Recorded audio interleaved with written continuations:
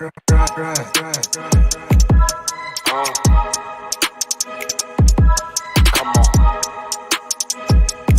It's fast breaks. Listen.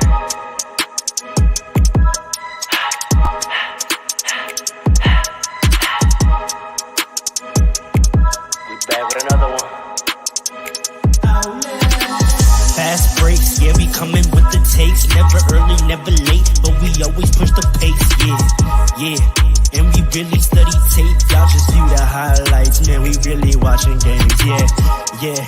You just watch from the stands. We run 3-man weeks, Paul, Dre, and Alan, yeah. Way more than a fan. We got love for the game, we don't have to pretend. Got it out the mud like you get it off the glass. I'm to run the fast break, throw me the outlet. Yeah, we got it out the mud like you get it off the glass. Time to run the fast break, throw me the outlet. We on the break, it's fast break. We on the break, it's fast break. Let's go.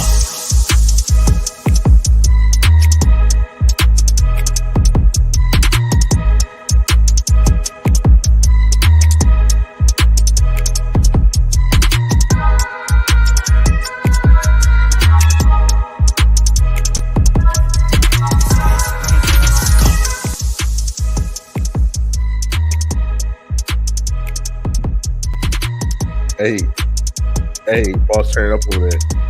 We on the break. It's fast breaks. Let's go. Hey, We on the break. Fast break. We on the break. It's fast breaks. Let's go. yeah.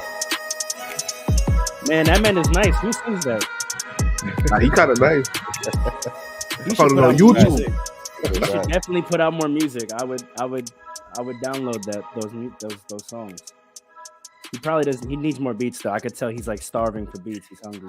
Oh, you could tell already. He's like Wayne in hungry. 07. He's like Wayne in 07. I Oh, am man. the beast. Feed me rappers, feed me beats. Aging myself yet again to start the pod.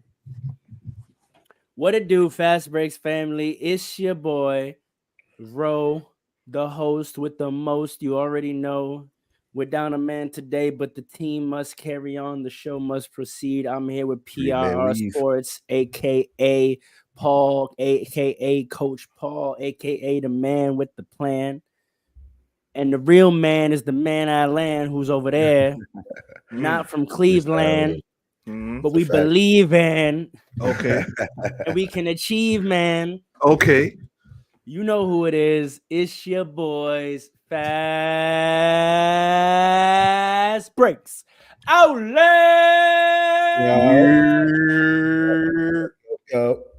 My brothers, good. brothers. Get my How son are a we picture. today? How was your week? Man, I'm coming off a cold, bro. I thought I was Oof. dying earlier. I had one of no. those.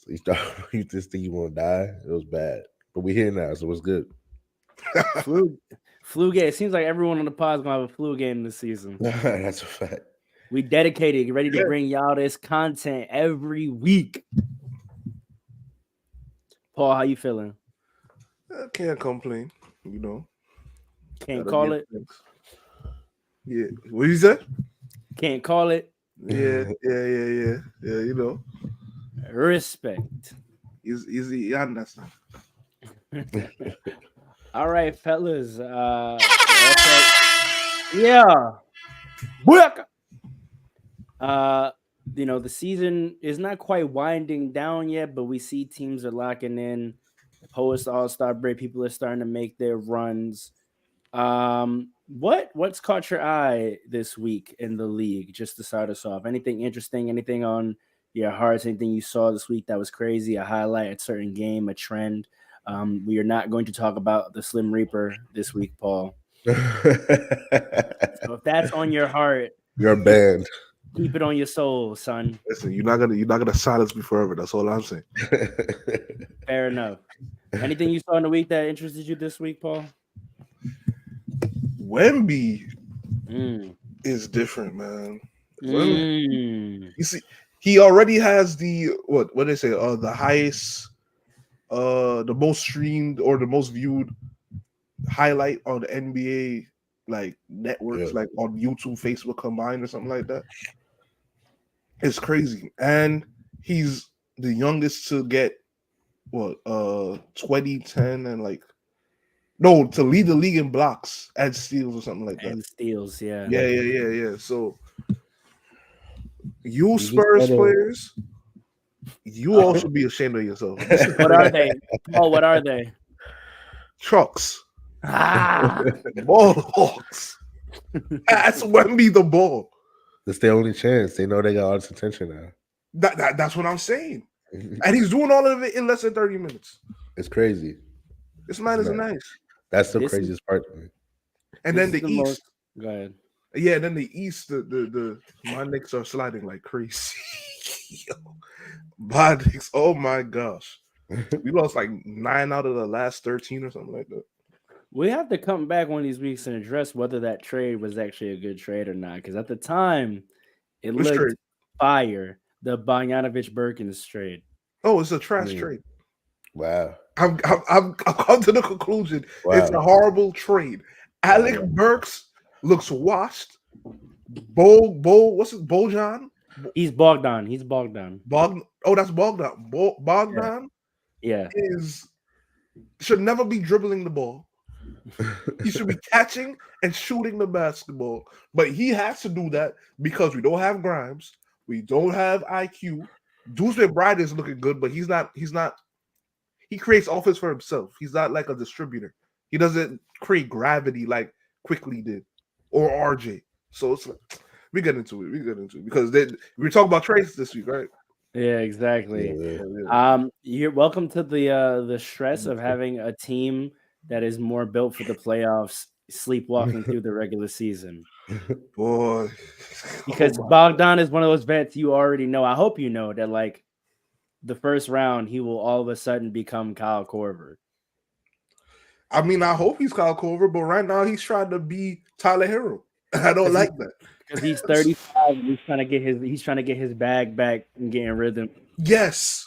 And he played better on the Pistons. That's the crazy part. Well, they let him do whatever. Like, Yeah. Exactly. Yeah, he had a green light over there for sure. It's like what I say with Dame. Like, sometimes you develop bad habits when you're playing on bad teams, and like you got to work that out of your system. They're playing Pistons basketball soon. Yeah, exactly. They'll get together. Back to Wemby point one. I'm gonna stand on this now that I'm on a public platform that you gentlemen have graciously welcomed me on. I'm gonna stand on for the next 5 years that Wemby is going to be the face of this league. Okay. So every time Wemby comes up, I'm gonna say, I've been said that.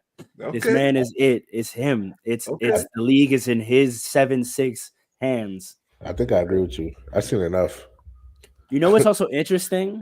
That is nice. Is it because when you think about the Spurs and you think about Pop, right? You think about disciplined play, right? Is Pop sacrificing a tight grip on coaching to let Wemby just learn on his own and grow and figure out what he can do and what he can't do in the league? Like, because this is the most undisciplined Spurs team I think I've ever seen. Even when they were sort of bad with DeMar, they still played their orderly, disciplined system. So is it that Pop is like, I could get these guys under control, but if I do that with this young talent who's trying to figure out his identity in the league, maybe he doesn't want to ascribe a certain role to Wemby until Wemby and he actually figures out what he is and what he can be good at in the league. Because I feel like that may have been happening with Kawhi. Like, Kawhi didn't show early talent, and so he kind of put in this role. And then Kawhi would start showing talent and kind of wanted to expand his role, but the offense sort of was already predicated, sort of to only have him be a limited option, not really be a ball dominant player. And there was tension there. Obviously, that's not the reason why they traded him solely, but I feel like maybe Pop has learned from them. Young player, let me let him figure out what he's got, and then I'll craft an offense around that once I have a year of tape to really see what was effective. Do you think that's possible?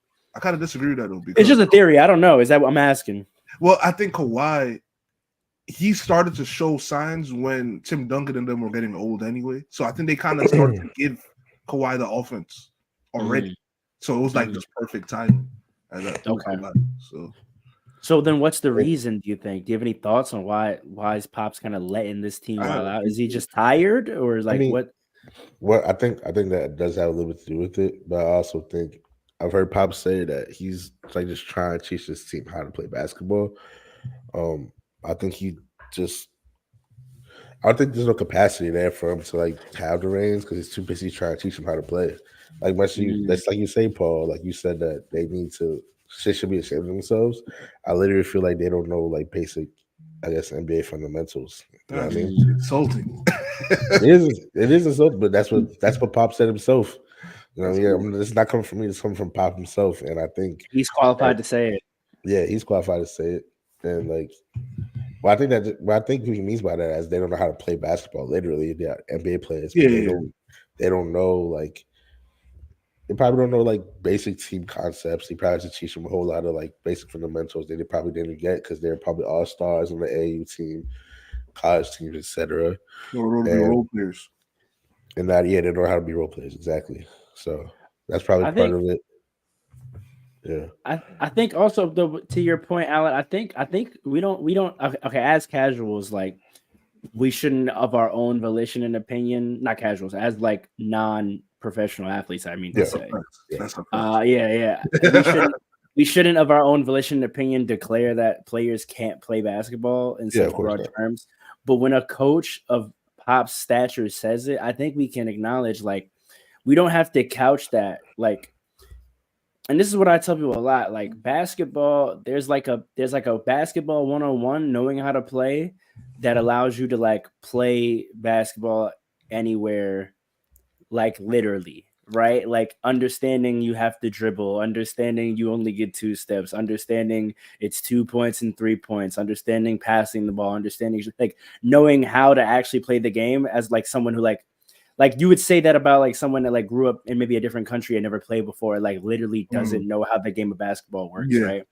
But then there's also like maybe the qualifier is like high level, right? Like when you play at a middle school level, like you're taught a certain level of basketball, and then when you get to high school, a high school coach very well may have the opinion like, oh, you don't actually know how to play basketball.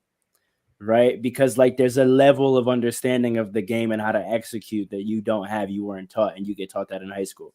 And then you go to college, and a college coach might be like, "Oh, you don't know how to play basketball," right? Because there's another level. So I don't think it's necessarily insulting if we, adopt Pop's opinion to say, okay, like these all were, probably great high school players, all of them. Most of them were probably very good to good college players. But maybe none of them came from systems where they were taught towards the next level. And so they none of them actually know how to play NBA basketball.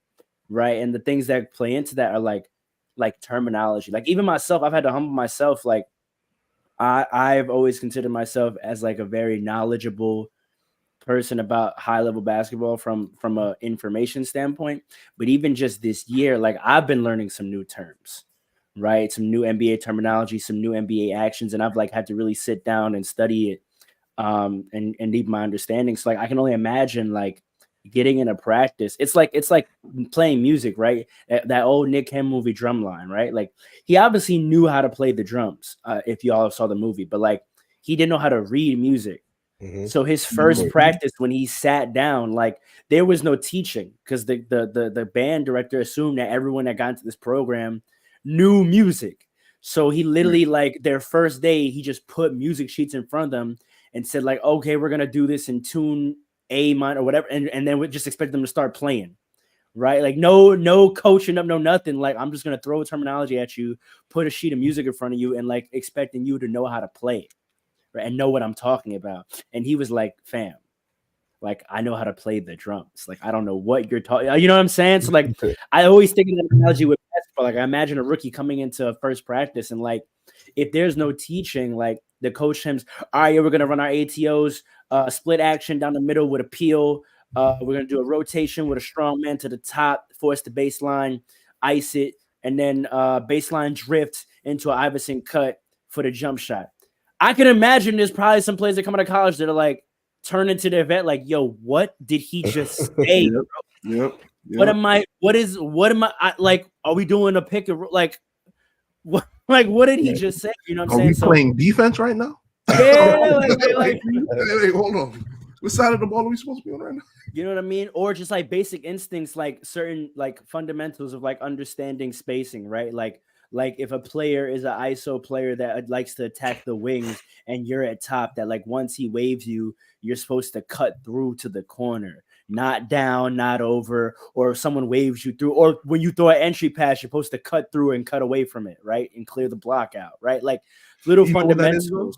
That's some role player stuff though, like getting waved. Is it, or is it just like basic understanding of basketball pace and space, right? Like knowing that you know, if there's a pick and roll and they collapse or they play down to the block, that someone's supposed to flash from opposite.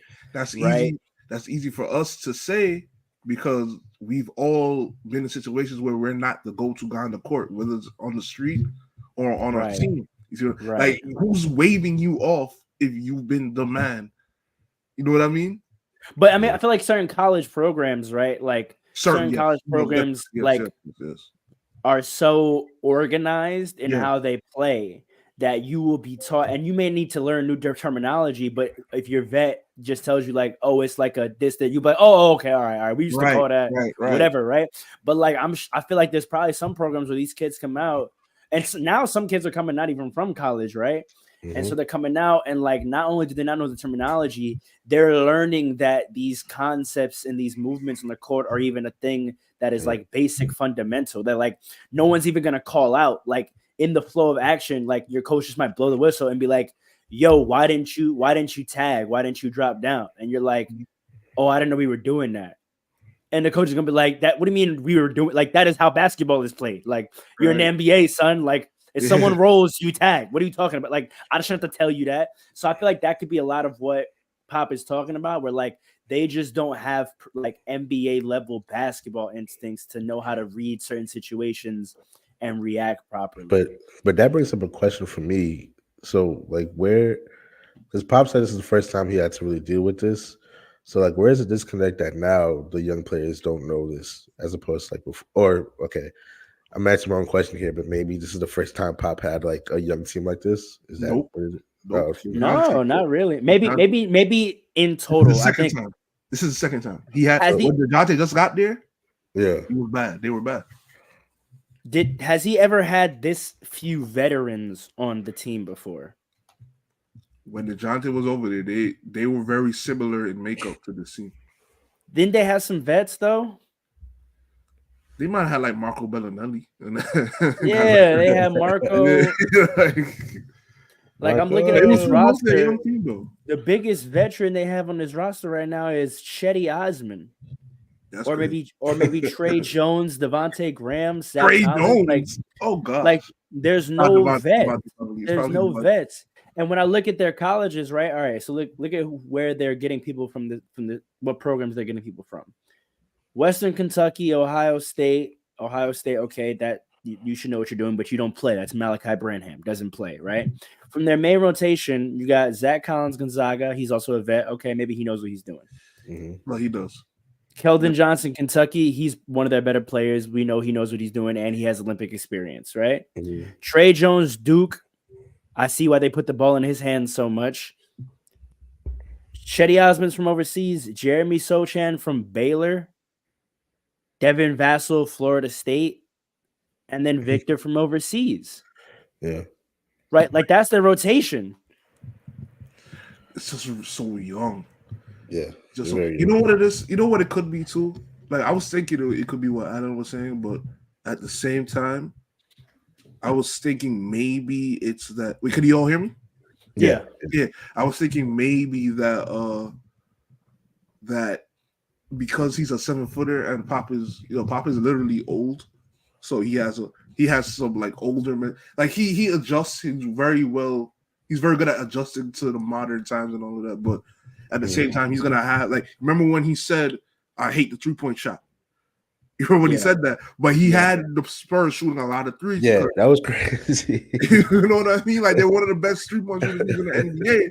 But no, I don't like the 3-point shot. You know, so in his mind, he's probably looking at Victor like, okay, this is a 7-foot big guy. Yeah. I gotta make sure that this guy stays healthy. So he's not gonna overuse him. He's not playing over 30 minutes. Yeah. So he's probably like, I'm not even gonna use him as much as I might be able to right now on the court. Like I'm not even gonna feed him as much. So everybody else gets some, do what you gotta do. Give the ball to Victor when you can, when you're in great positions, but don't feed him, don't overfeed him, don't be, you know what I mean? Like he's probably because for what, right? Like for what? Like we're not winning any. No, but I'm saying like, why would he, right? Like we're not winning anything, so why would I tax him? Like we've seen so many great big men come into this year and get injured early in their career, so I think that might be probably a smart plan of action. Mm-hmm. Right. Yeah, he's probably thinking though, like, because if they fed Victor more, they would win more games. Probably. So from the jump, he's probably thinking, I'm just gonna make sure that this guy has a long career. Yeah, let him get his toes wet. Let him, go out there, spread his wings, see what he could do or not, get confidence. Because that's one thing. He's definitely like all the questions about like, will he be able to do the kind of things we've seen him do overseas in the NBA? He was able to answer that question for himself early. Like, oh no, I can be me here. Like I'd really his confidence, I can tell, is extremely high at this point in the season. But I have a feeling he's gonna hit the rookie wall any one of these days now, right? Like I feel like that's coming for him. I don't know if he's gonna have one. Maybe not. That's enough on the Spurs, though. That's a good point. I'm glad you brought that up for us to talk about. Alan, what have you been keeping your eyes on? Anything interesting to you in the league this year? I mean, this week. Yeah, the Bucks are getting better. Like they're waking up. Yeah, they're waking up. I think they won their last 5 in a row now. Or is it much to me? I don't know. Look, man, they're waking up. The defense has changed a little bit. I like the defensive concept that Jock has been going on. They're playing a drop coverage again. And they just look a little bit more comfortable on defense. And they're not like this is a transition defense that looks better than me. When I watched them last night, and I think I watched them one other time this week. The transition defense looks a lot better. So it's something to watch because that was the biggest problem under Adrian Griffin. And I also heard something. I think yesterday on the broadcast they said, I didn't realize this, but Giannis is averaging over 30 points on 60% shooting, and if he continues this, like he'll be the first player to do that, and that's crazy. 30 points over 60% shooting is nuts, and like that's MVP level historic, I think. So I think the media is about to, if they haven't done it already, the media is about to do their 180 and start going to Giannis as the MVP. You know what though? Look up for that. What? You know what though? I sensed it going towards Tatum. So if they move off of Tatum so quick, they did that really. They did that for like a hot second. Yeah. He's gonna get it back. He's gonna get it back, especially after last night. Yeah, he's gonna get it back. The media is doing their thing where they like looking for like a player, and you know what I mean? Because for 1 week, like or a couple weeks ago, it was Luka. Then this was Tatum really quick. I think next week's about to be probably Giannis, I said, and then probably back to Jokic. Like they're doing their thing right now. So we didn't even address King Dre. And he's not here. We didn't? No, we said I said in the beginning. Yeah, I said in the beginning we're down a man. Shout out to that man though. Yeah. 3-man week today. In the IG comments. What they talking about? He said, "Let Wemby be great, man. Is 8 feet tall." And for some reason, he said, "Big shout out to Pat Bev." I don't know why he said that. I don't know why he said that. All right. Respect, I guess. You feel me? It's his brand of basketball, man. Yeah, the Bucks got a good win over the Nuggets on the 12th. Lost to the Heat, lost to the Grizzlies. We all remember that. Ridiculous. But then they came back after the break, beat the Timberwolves, big win. Beat the Sixers, who have been playing solid without Embiid. They haven't held their place in the standings, but they've gotten some key wins to not fall too low. They beat the Hornets twice, and then they beat the Bulls last night. So, I mean, beating teams they should, which was a problem before the break. That was a problem. So that's a good improvement. Y'all give them the credit where the credit's due. They look a little better. Yeah, go ahead. Sorry. No, that's all you can ask for. They look a little bit better, and they're changing defensive concepts. You know what's funny to do. Yeah. You know what's funny though? The Bucks never look bad.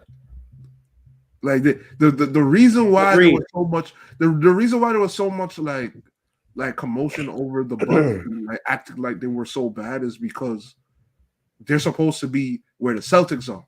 Yeah. And there's a clear distinction between them and the Celtics, which is why I don't care about anything they're doing right now. Because first of all, I think yes, the defense is something to note, but I think Giannis is just playing harder now and hunger, and he's like, forget about feeding Dame, forget about trying to fit. I'm just gonna go out there and do me and just take over, because right now I'm trying to win a lot more games than we are winning. Although we're winning a lot, I'm trying to win even more. I want to be even more dangerous than we are right now, because right now we don't look like we're going to win the chip. So I think that's all that's going on right now. So, the playoffs, we'll see what happens. But I'm not impressed, because they're beating teams they're supposed to. Yeah. Anything else on your mind, Alan? That's it for this week. I obviously had two games that I was pretty locked in on. Well, like many games, but two games that I had big takeaways from. Speaking to that Tatum MVP point, last night, the Celtics versus the Mavericks, I got real hype because I thought my Mavericks point was going to get proven. They were hanging around for 3 quarters, but Tatum drops 32, 8 and 3. Shooting 10 and 19 from the field, 5 and 9 from 3. And when he is in that, and that's not even a ton of points, but when he's in that zone where he's hitting that efficiently, there's just nothing you can do with the Celtics. Yeah, there's just nothing you can do with them, because Porzingis chips in with 24 points on 8 of 14. Porzingis is man. Yeah, and then Jaylen Brown gives you 25 on 11 of 20. Yeah. The Celtics hit 21 threes at 48% from the 3-point line. That's just the effectiveness and efficiency their offense can reach at times. It's interesting to me that part of why the Jason Tatum is not getting the MVP narrative, I feel like the great season the Celtics are having this year is almost being taken for granted. Like, they're not on any historic pace per se, but they have the best record by such a wide margin. And yet that's not a storyline of the year. And I think it's because we feel like the Celtics have been good for so many years and they've been to so many conference finals and so many finals that we don't even care that they're having such an unbelievable regular season, right? They're 28 and 3 at home. That's that's worrying. This is what I'm saying. This is one of the better regular season runs we've seen in recent years. And I feel like it's just addressed as the Celtics have run away with the first seed. And then they want to talk about everything else, like who can catch him, who can catch him. And they just sort of write off the Celtics are doing what they're doing. But we're not appreciating this is one of the most efficient offenses we've ever seen. They're 28 and 3 at home. They're on a win pace, I think, for maybe 65. Yeah, they won a lot of games already. Something like that. You know what I mean? They had 5 players. They had 7 players in double digits last night. Shot 55% from the field overall. They hit 100% of their free throws. Well, how many free throws they shot? 13. 13, yeah. They didn't have to shoot that much because they shoot from outside a lot. They shot 48%, hit 21 threes. Yeah. This team, I know that when it comes to the playoffs, it still remains to be seen. But I think, with Tatum leading the pack like this, he's got to get some consideration. On the other side, the length of the Mavericks, the newly acquired length, looked good for a bit. And they had sort of a streaky period when they were hitting threes, but then they end up finishing 9 of 34 from 3. And only 46% from the field. Luka did what he does, 37, 12, and 11 on fairly efficient shooting, 14 and 25 from the field. But he goes 3 and 9 from 3. PJ Washington put in 17 points, 7 boards, but he went 7 to 16, 3 and 9 from 3. Derek Lively was great, 100% from the field for 15 points, but only 4 rebounds. That's not going to get it done, right? Yeah, and then I realized what the issue for the Mavericks might be. Kyrie has to be efficient for this team. Yeah, he had 19 points last night, but he was 9 of 23 from the field, 1 of 7 from 3. Oof. He has games like that though. He small guard. I know, yeah. But I think his role on this team, like how the same way I said Tatum being efficient makes them unstoppable. Luka's gonna do what Luka does anyway. I think if Kyrie is scoring efficiently, that's when the Mavericks become unguardable. Because if you trap Luka and it swings to Kyrie and he's getting a bucket on those times every time, like now you really can't. Now you don't know what to do. Like he doesn't need to go crazy, but like if he gets his 20 points on say like 10 or 15 type games, right? Like 10 to 16 type games where he doesn't have to do a lot or put it up to get his points, but every time the action swings to him, he's hitting a shot. Like that's when they get dangerous because then Derek Lively going 7 for 7 hurts more. Then a 7 to 16 game from PJ Washington with 17 points is actually like really good for them, right? Mm-hmm. 17 to 7, PJ Washington hitting 3 threes. That's really good, but it's not really good when Kyrie goes 1 of 7 from 3, right? Also, to your point, I think Tim Hardaway's got to probably get more shots up. He played 20 minutes last night, had 10 points. He was 3 of 6 from the field, 2 of 4 from 3.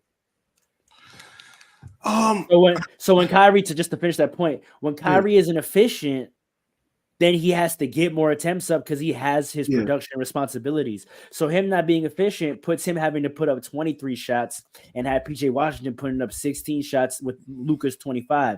That turns out into Tim Hardaway only getting 6 shots. That can't happen. I don't know, man. Like the third guy on if you look at them like a big three, the third guy on the big three always is going to be the odd one out. That's going to be taking minimal shots every now and again, you know what I mean? And I know what you're saying because Kyrie wasn't efficient. Tim Hardaway has to pick up the slack, but there's another way you can look at it where because he's not efficient, he should be shooting his way out of his, out of the slump. Yeah. So maybe that's why they're looking at, the 9 for 23, like, okay, this is just a bad game. And not like Tim Hardaway has to do more, you know what I mean? They're looking at it like he's trying to shoot his way out of it. Well, that's what I'm saying. He has to, right? Well, that's what I'm saying. His efficiency is so key because the way their offense is structured, like they need multiple guys to be in rhythm and getting shots up to hitting those threes. So if Kyrie isn't efficient, by default, he's going to now dominate more because he's going to have to hunt. Right. So he was probably like 4 or whatever, and he had to hunt his way to 9 of 23 just to get 19 points. Right. Meanwhile, Tim Hardaway 3 of 6. Like, what if he had gotten 10 shots, 12 shots? Right. And to your big 3 point, and this is why I think people are sleeping on PJ Washington. PJ Washington was the third player last night. He had 16 shots and he had 17 points. He put up 9 threes. Tim Hardaway puts up 4 threes and PJ Washington puts up 9 threes. Yeah. Correct me if I'm wrong. Tim Hardaway doesn't start for them since PJ Washington. He's not the starter anymore. Yeah. They're going for a bigger lineup. But that's why I think with the bigger lineup, Kyrie has to be efficient. Yeah. Because we can't, like, if Derek Lively is going to be super efficient and Luka's going to do what he does, Josh Green is out there for defense. PJ Washington, if they're going to let him kind of go this way, one of the two of them has to have an efficient night. You can't have 2 guys in your starting 5 both hunting. Right? Because 3 of 9 from 3 to me for PJ Washington sounds like either he was hunting or he was the kick guy when Luka got trapped, or Luka was started going to him because Kyrie was missing. Right. And so out of the trap is going to PJ Washington. So maybe that's a coaching thing. I mean, PJ Washington played 35 minutes. Maybe coach should have had Tim Hardaway in there for more than 20 minutes. Josh Green plays 28 minutes. So maybe that's part of it. Kyrie and Luka both played 37 minutes, but in the playoffs, that's probably what it's going to be. So I don't know. Maybe I think Jason Kidd has something to figure out there, how to balance these talents. Yeah, definitely. And then obviously the other game that I have to comment on, and I hope this man is in the comments, and I hope he's watching. Wednesday night proved to me, or Tuesday night, why I don't remember when it was. I stayed up and it was the next day. The Clippers are not doing anything in the playoffs. Hold on. Let me make sure this man is in the comments. Hold on. The Clippers are not doing anything in the playoffs because they're having a great regular season because they have enough talent that they have enough people that at least 1 to 2 people are going to be productive on any given night, and they can get a win over most teams that way, right? But when it comes down to late game execution, when things get tight, they have 2 of the most fatal flaws you can have. What's that? And I said this about their matchup on the Pelicans when we ran that hypothetical. Now I'll give them some bail. Paul George and Zubac were not playing, which is huge, right? They lose some perimeter defense, they lose some rim protection, right? But I remember talking about how Zubac can get played off the floor. And so Tice would be the one in the situations I was talking about. And we saw what happens when you got Tice out there who could be hunted. Their 2 flaws are that they have too many players that may play big minutes that could get hunted on defense. And then on offense, they have ball handlers that can get stagnant and who are prone to choking. Oh, here we go. Here we go. And that is what we saw in the final battle of LA for this season, right? A star player can get hot and erase whatever crazy lead you build, which is typical in the NBA these days. We saw that in the playoffs a bunch last year, actually. No matter what lead you build on how hot you get, a star player can get hot and erase that, right? Lakers, LeBron hits 5 threes in the fourth quarter. He scores 19 points and outscores the Clippers. Which is not a fluke this year. It's not a fluke this year. It's also not a fluke in his career. It's the 16th time he's done it, right? No, I'm talking about the threes. Oh, yeah. He's having the best shooting year of his career. He's shooting like 41% from 3.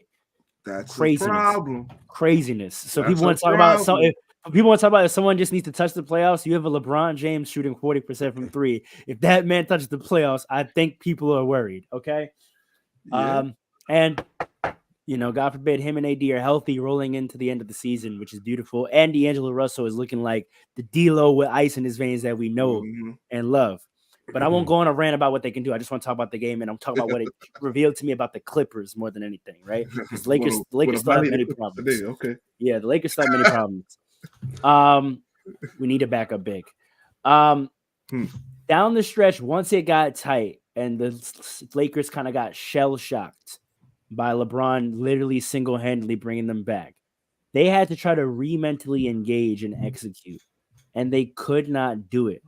And you know why they could not do it? Because they have James Harden at the helm. Yes, James Harden is a system, and it's a very effective system.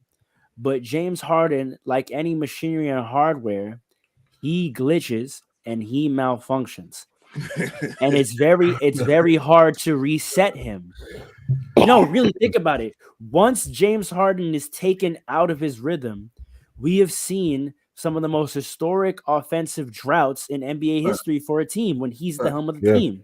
Game 7 against the Warriors, he loses his rhythm, and they go what? What is it? What's 3 for 21 from 3? 3 for 21 from 3, and it's almost as if like actually. Yeah, and it wasn't just him going out of rhythm. He couldn't make anything, and then the whole offense fell apart. Right? Same thing happened against the year prior with him against the Spurs. He lost confidence, he lost rhythm. The entire offense falls apart. That is your same thing happened with the 76ers last year. When he was in rhythm, the 76ers look unbeatable because Embiid's going to do what Embiid does.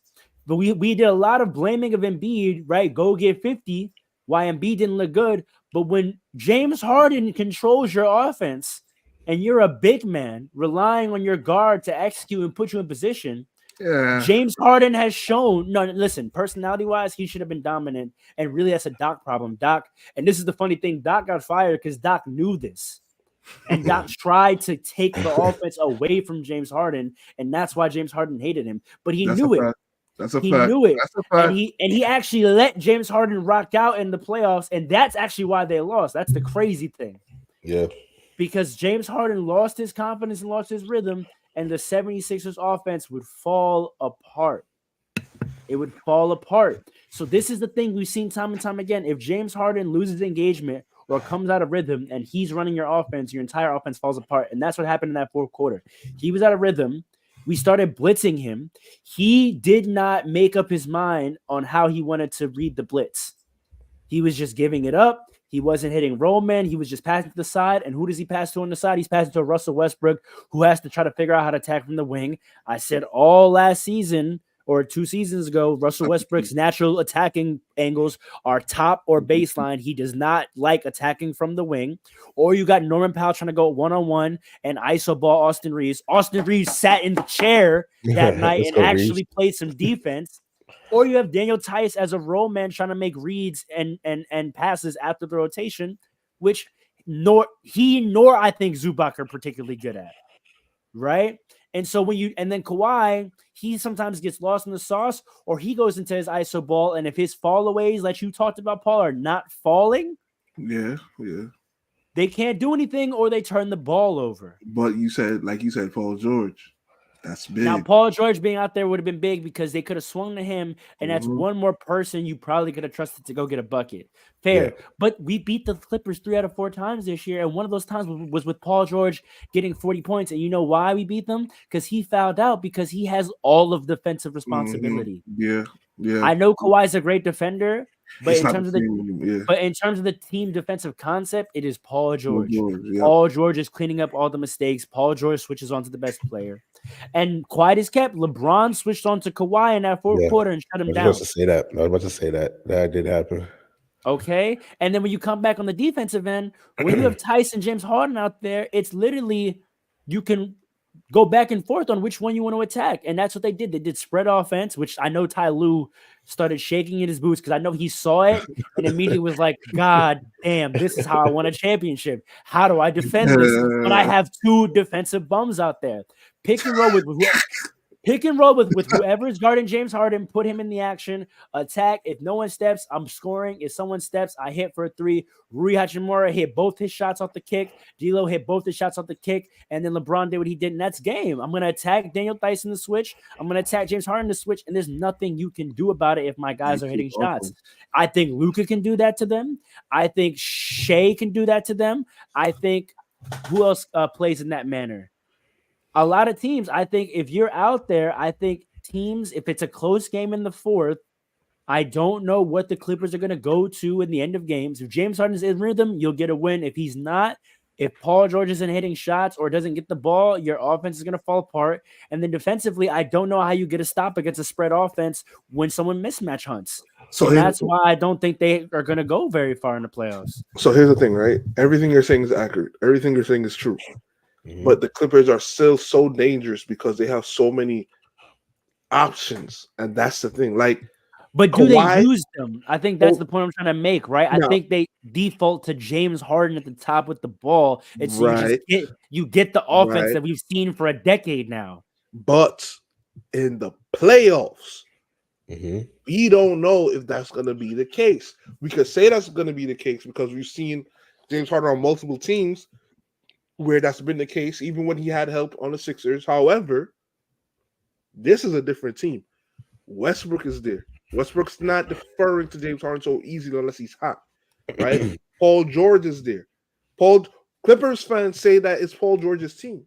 They've been saying that for a minute. So when Paul George comes back, who's to say he's not going to be the one taking control of the offense? And I trust James Harden off of a catch and shoot still because he could. Do you? Alan, should he? As a Nets fan, should he trust James Harden as a catch and shoot player? I'm gonna say yeah. You can still trust James Harden as a catch and shoot player. I don't think choker. Come on. Yeah. I think he's historically not, and the Nets fans can attest to it. Historically, if he doesn't do his tween step back, like he's not a great catch and shoot 3 guy. He's a rhythm shooter. What Pro was saying is true, but I think Clippers James Harden is a different James Harden from what we've seen. I think just him willing to work on that, because I've seen him willing to work on other stuff. I think you can still trust him as a catch and shoot shooter. Off the simple fact that he came into a situation completely expecting to not be the guy, not doing the tween dribble stuff that like Pharaoh said. and expect him to be like an off-ball play or like a playmaker. But like when the time comes to it, he knows who the ball's going to at the end. He knows it's going to be Kawhi and PG doing like the heavy lifting to in the end. So I think you could still expect him to be a catch and shoot player.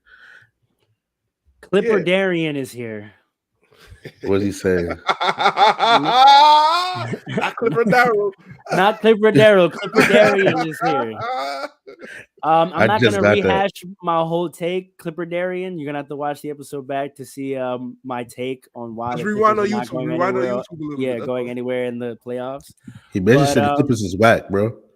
No, I said they have two fatal flaws, right? They have two fatal flaws. I'm messing. They have James Harden running their offense. And to your point, Harden hit 4 threes in 90 seconds. My main point is that when Harden is in rhythm, offense flows well and it's great. When Harden is not in rhythm, your entire offense falls apart. And we've seen that on 4 different teams. And that's what happened against Lakers. Harden lost rhythm. He did not adjust to the blitz well. And the offense fell completely apart. Now, when Paul George is back, my question is what is Ty Lue going to do? Will he put the ball in a Paul George's hand to run action or a Kawhi's hand? Or will he let it default like he did that night to James Harden and pray it's a good James Harden night and not a bad James Harden night? And out of 7 games, how many good James Harden nights are you going to get? And how many bad James Harden nights are you going to get? History goes to show you will get at least 4 James Harden nights in any set of 7. Right? And then defensively, you have 2 people on the floor at all times that could be hunted. 2. Let me say right? This. Oh, go ahead. No, I'm done. That's it. So let me say this, right? This is why coaching is so important still in the NBA. We act like coaching isn't important. Yeah. What is Ty Lue going to do? Ty Lue is a type of coach that has control over his team. He's not out. He's not gonna just let people like he was checking LeBron James as a brand new coach in the NBA. Correct. You know what I mean? Like he's a different type of coach. That's why he's so great. But is he gonna allow what you're saying to happen to actually happen? Is he going to? Well, that's what I want to see. Because the last time a coach tried to take the ball out of James Harden's hands, what happened? Yeah. I mean, listen, Ty Lue it's up to him, man. Is he gonna allow it to happen or not? It's really that simple. That was crazy that you said that. Right before you said that, I was going to say I think with the Clippers is the reason I still see him as a threat is because I think I believe in Ty Lue more than I don't believe in James Harden. But what's the answer then? Who do you run offense through in the end of a close game? I think the answer is Paul George.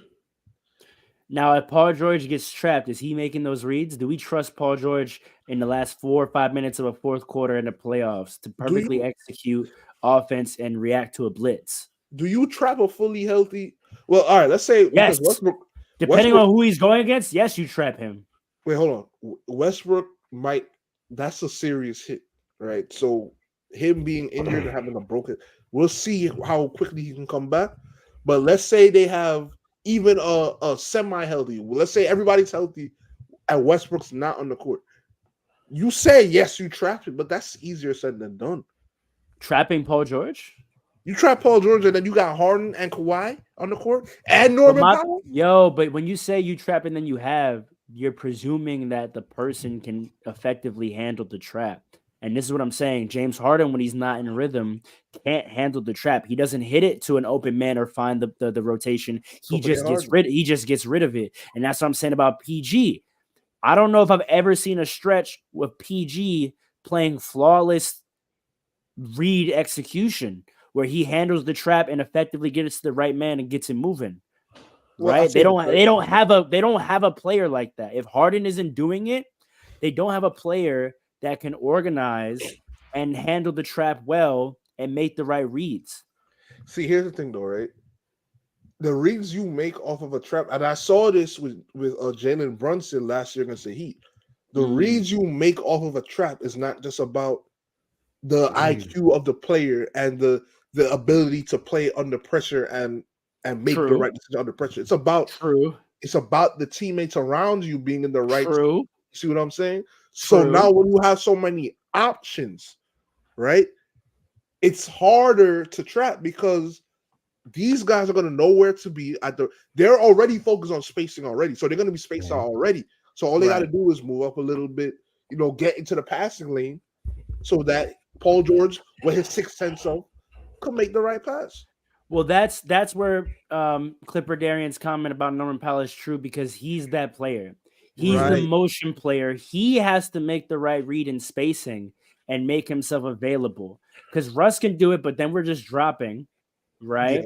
Yeah, yes. Kawhi's not that kind of player, right? Kawhi's going to want to get off a swing. You don't want it to be your big because we've seen what happens. None of the bigs are making great reads off the roll, right? So it's Norman Powell making himself available, and we saw him try to do that against the Lakers.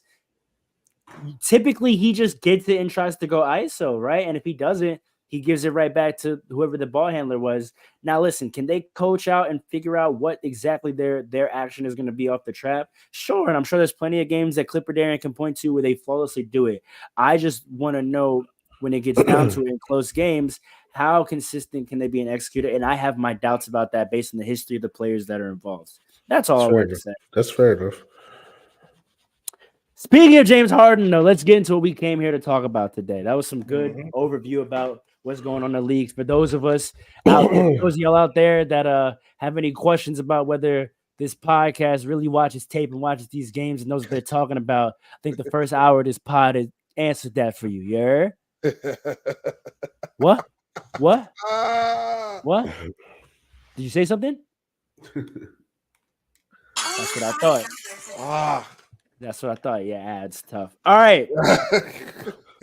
James Harden. Let me give y'all some backstory. We're going to address trades and talk about how potentially the financial restructuring of the league has greatly affected trades. I think the typical NBA fan sees a trade and immediately analyze it from a standpoint of talent for talent, what makes sense.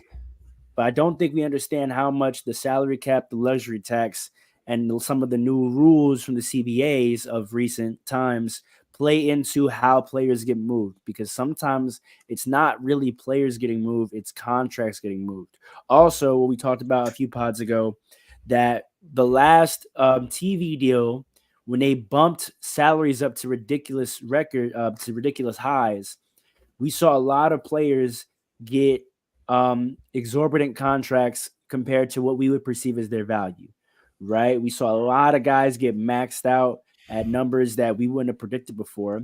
And then the CBA tightened the purse. The second apron came in.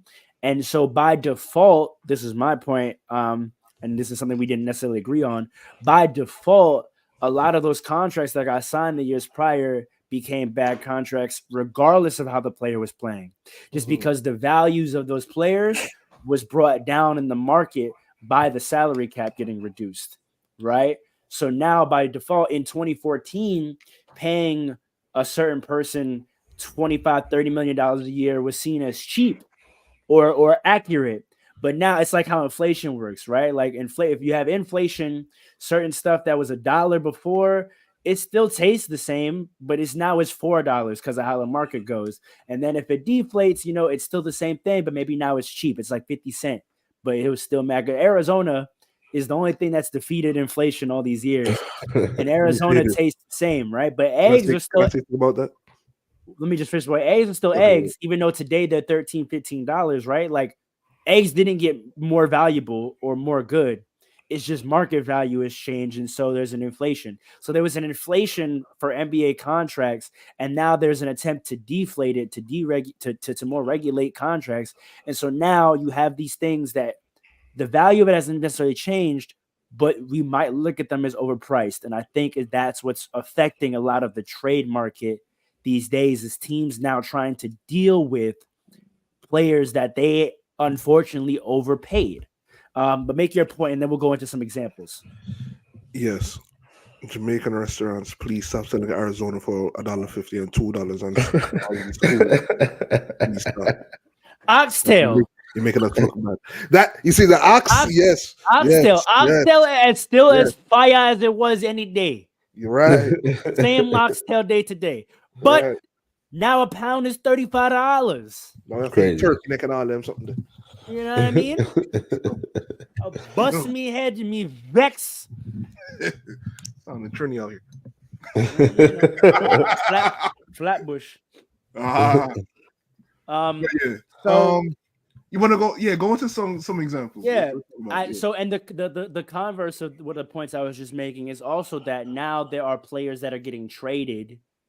There are players that are getting traded because they got overpaid, and now the teams can't afford them on those contracts they sign, no matter how bad they want them. And also now there are players that are getting preemptively traded because their play is going to warrant them a contract that the teams don't want to pay quickly based on the luxury tax and based on the salary cap. And they may love that player, but they know they're not going to get that player to get to sign a lower deal, and so you have to trade them. I think the first instance in like the most recent hugest instance of that was the infamous OKC James Harden trade, right? It is well documented that in 2012 they signed Serge Ibaka to a 4-year, $49 million extension. They had already had Russ and KD maxed out at that time, right? $49 million extension for 4 years at that time was almost the max, right? Yeah. So they had 3 max players on their team. They wanted to re-sign Harden, but they offered him a deal that was just a measly $5 million under a max, despite James Harden having had a great playoffs. Right? They had just went to the finals. No? Yeah. Right? And he's 23 years old. This is his moment to max out. Just won Sixth Man of the Year, too. Just won Sixth Man of the Year. This is his moment to max out. So you almost can't blame. There's no talking him into not taking the max, especially when you just gave Serge Ibaka the max. Yeah. Right? Or close to it. And so they had to trade him, because he wasn't going to sign it and they can't let him walk for free, right? And so they end up making what is potentially one of the worst trades in NBA history, breaking up a historic core. That's a and fact.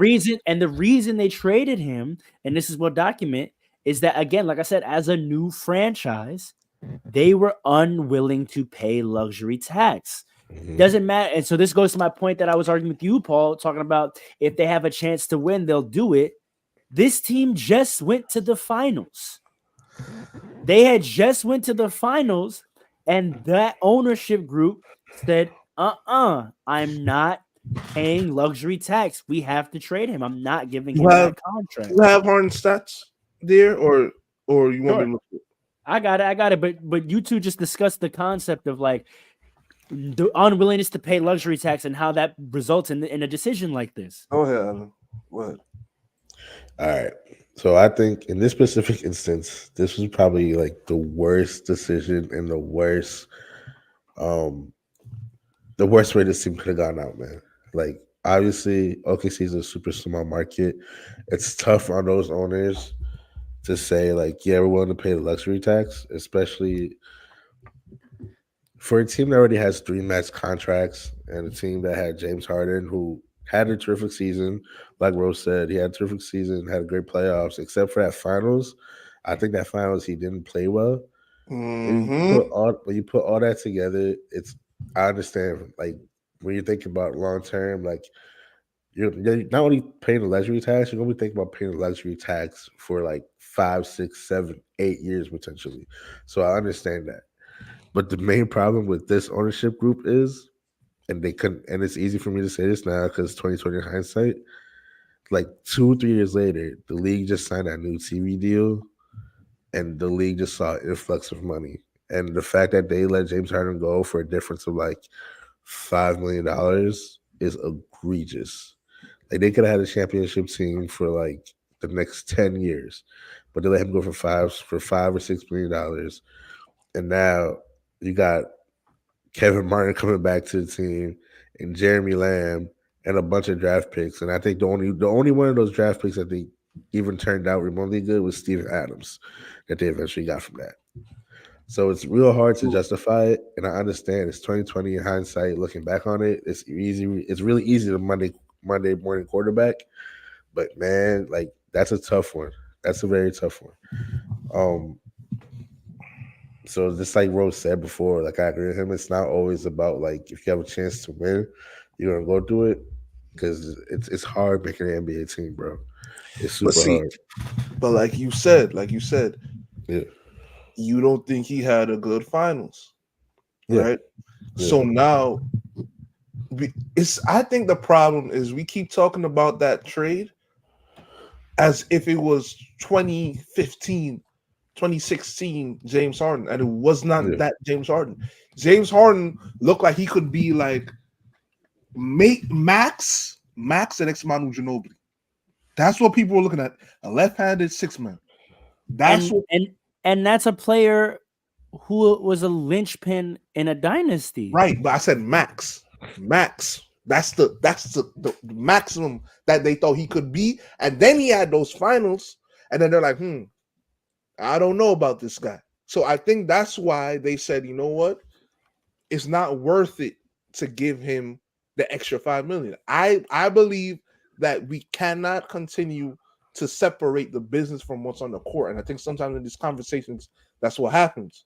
We act like these guys are just making strictly business moves, where we see 9 times out of 10, when a team believes they have a chance to go for it, to go for the chip, 9 times out of 10, they go for it. And I think they looked at James Harden like, oh, we might not, we don't think he's going to be what he looks like he was going to be throughout the season and early rounds of the playoffs. So you know what? Thank you for your services. Go for somewhere else. And they didn't think that him going somewhere else and starting was going to be what he became. But it's also though what you got back that tells me it was a business decision, because you didn't even bring back equal value for what you projected him to be. You brought back Cole Aldridge, Daquan Cook, and Lazar Hayward, like Kevin Martin. Wait, Kevin Martin was in that? No, that was a Kevin Martin. Oh yeah, Jeremy Lamb and Kevin Martin. Hold on, wait a second. Let's not forget Kevin Martin was leading the league in scoring at one point. Not in 2012. Not this time. Not in 2012, but it was a few years before. And you got draft picks. And but we're trying to win. We're winning. No, but hold on. But we're winning. Like, let's stay on your point, right? Yeah. You just got out the finals. Yeah. So you have a chance to win. And you're talking about trading someone who's your sixth man. If you don't think he's good enough to go in the luxury tax, but you still want to go for it, you bring back Jeremy Lamb and Kevin Martin? Kevin Martin was not some type of scrub, though. Wait, so Paul, I think what you're trying to argue would make more sense if the difference wasn't literally $5 million. You know, like it wasn't like they were far off of contract talks. Like James Harden, like if it was like a $20 million difference, like, and they were saying like we don't believe in you like that, but the fact that they couldn't go over like just $5 million, that leads to tell me that's a strictly business decision. I think it's you know what I mean. I think it's business combined. I think it's a combination of ego, business, and what they saw on the court. I don't like when these conversations where we like to separate was the basketball from the business. That's my issue.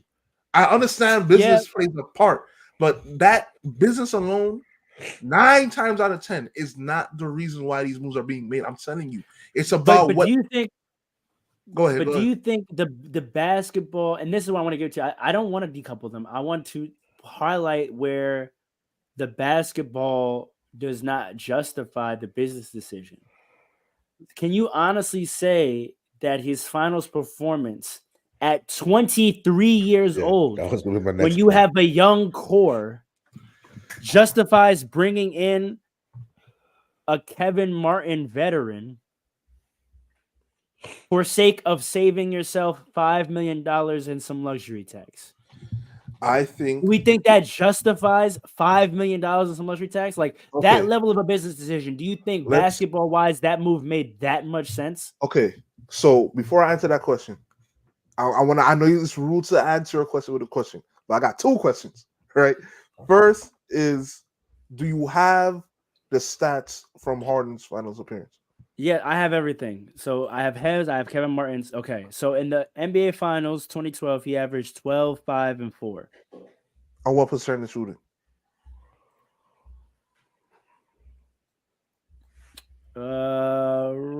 Roughly 45. 45. Okay. As a 6 man.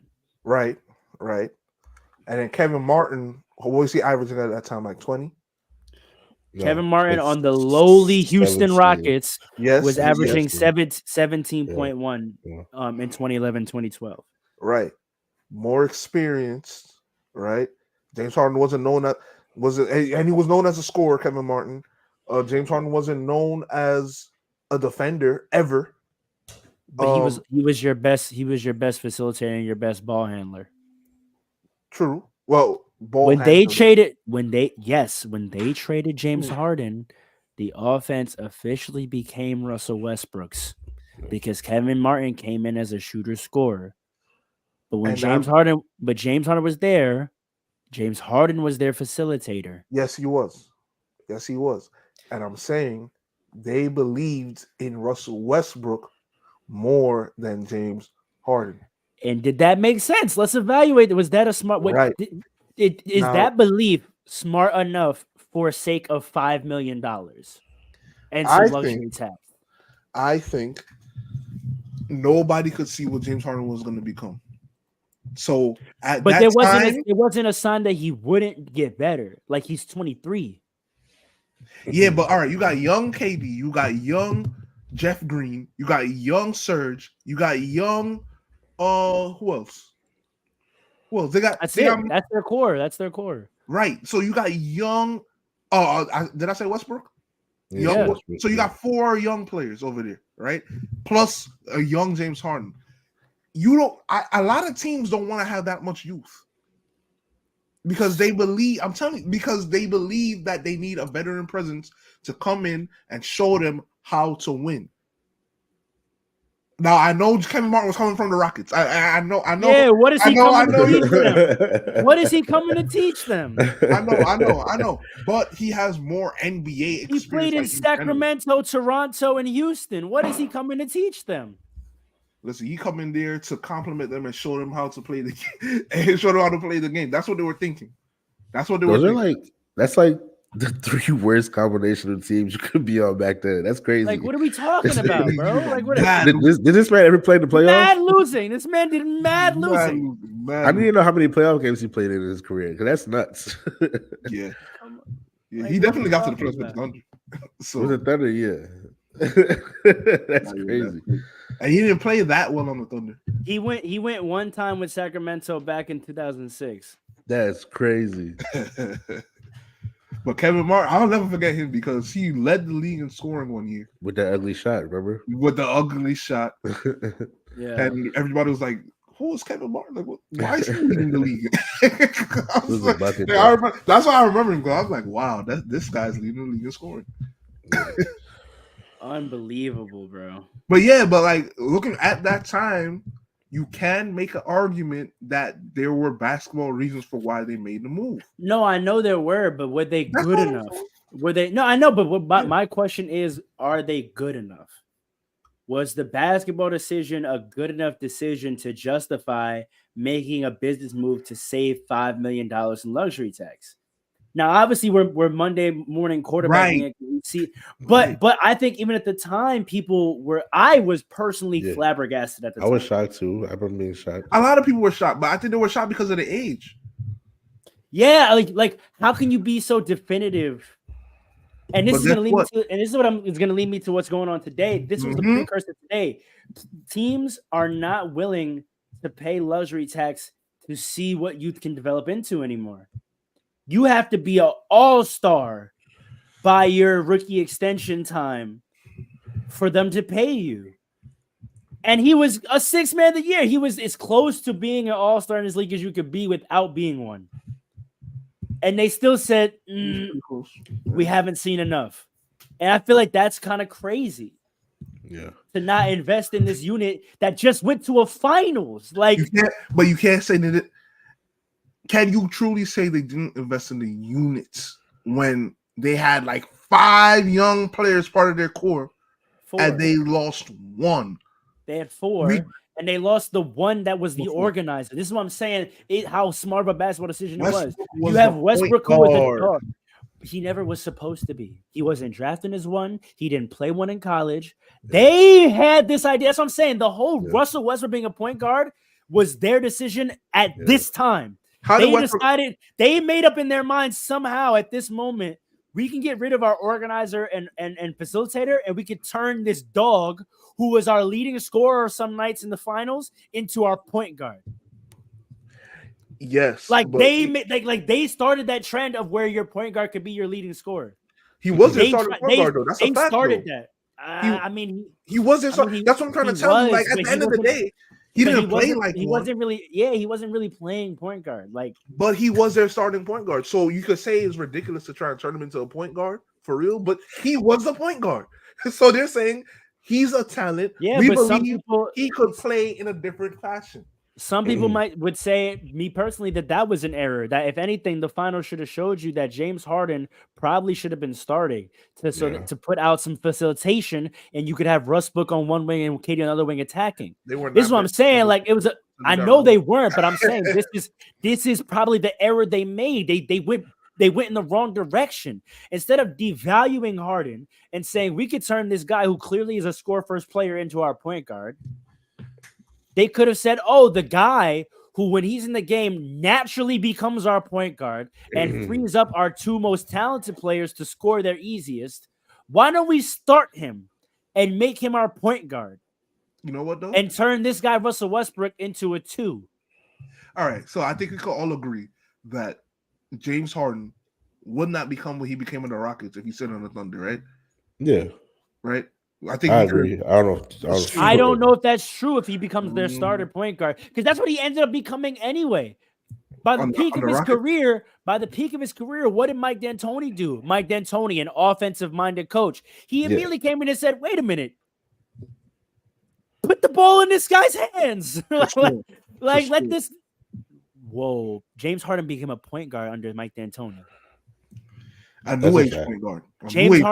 James Harden began leading the league in assists under Mike D'Antoni while having a lot of points. I know, but Mike, that's how becoming one of the top scorers. Yes, but still, he was the facilitator of that offense. He became a new age point guard, just like Westbrook did. I'm not debating you. I don't know why you keep saying I understand what your argument is. All you're pointing out is that he had foresight that Scott Brooks clearly didn't have. This is my point. James Harden. Scott Brooks clearly didn't have a progressive view of how offense could be played. Right. I think that we should fault him for that. Yeah, I'm not mad at that. Absolutely. Yeah. But I'm just saying, new age point guard isn't really point guard. James Harden was playing point guard. Point guard. So what? So I'm saying James Harden being that ball dominant would never happen on the Thunder. Why? What do you mean? Why? He played with Westbrook and Durant. Bro, we have seen nothing but him play point guard with all-stars ever since then.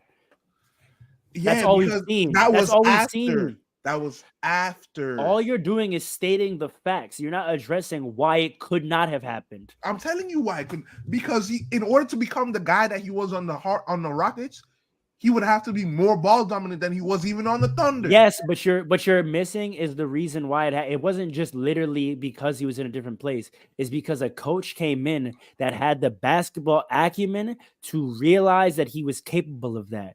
And so you're saying he would have never become that. I only think that's true if you're saying Scott Brooks was never going to get fired. But Scott Brooks got fired, and they brought in Billy Donovan, who was an offensive progressive coach. Their entire offense changed.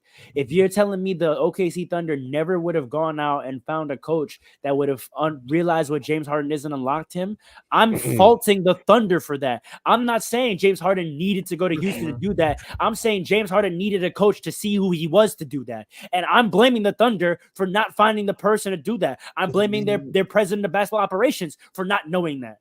It wasn't anything unique to Houston. The Oklahoma City Thunder was never, ever going to be James Harden's team. That's incredibly important. You don't need that. It didn't need to be his team for him to unlock. Yeah. What's your definition of unlock? Realize the full potential of your play style and productivity. Oh, absolutely. He couldn't realize the full potential on the Thunder. Absolutely not. Wait, time out. You're saying that someone's full potential is whether or not it could be their team. I don't agree with that. I don't agree with that. Full potential. I don't agree with that. Because James Harden became one of the greatest scorers we ever saw in the NBA, and he did it while wait. Let me say this. And he did it while being a point guard.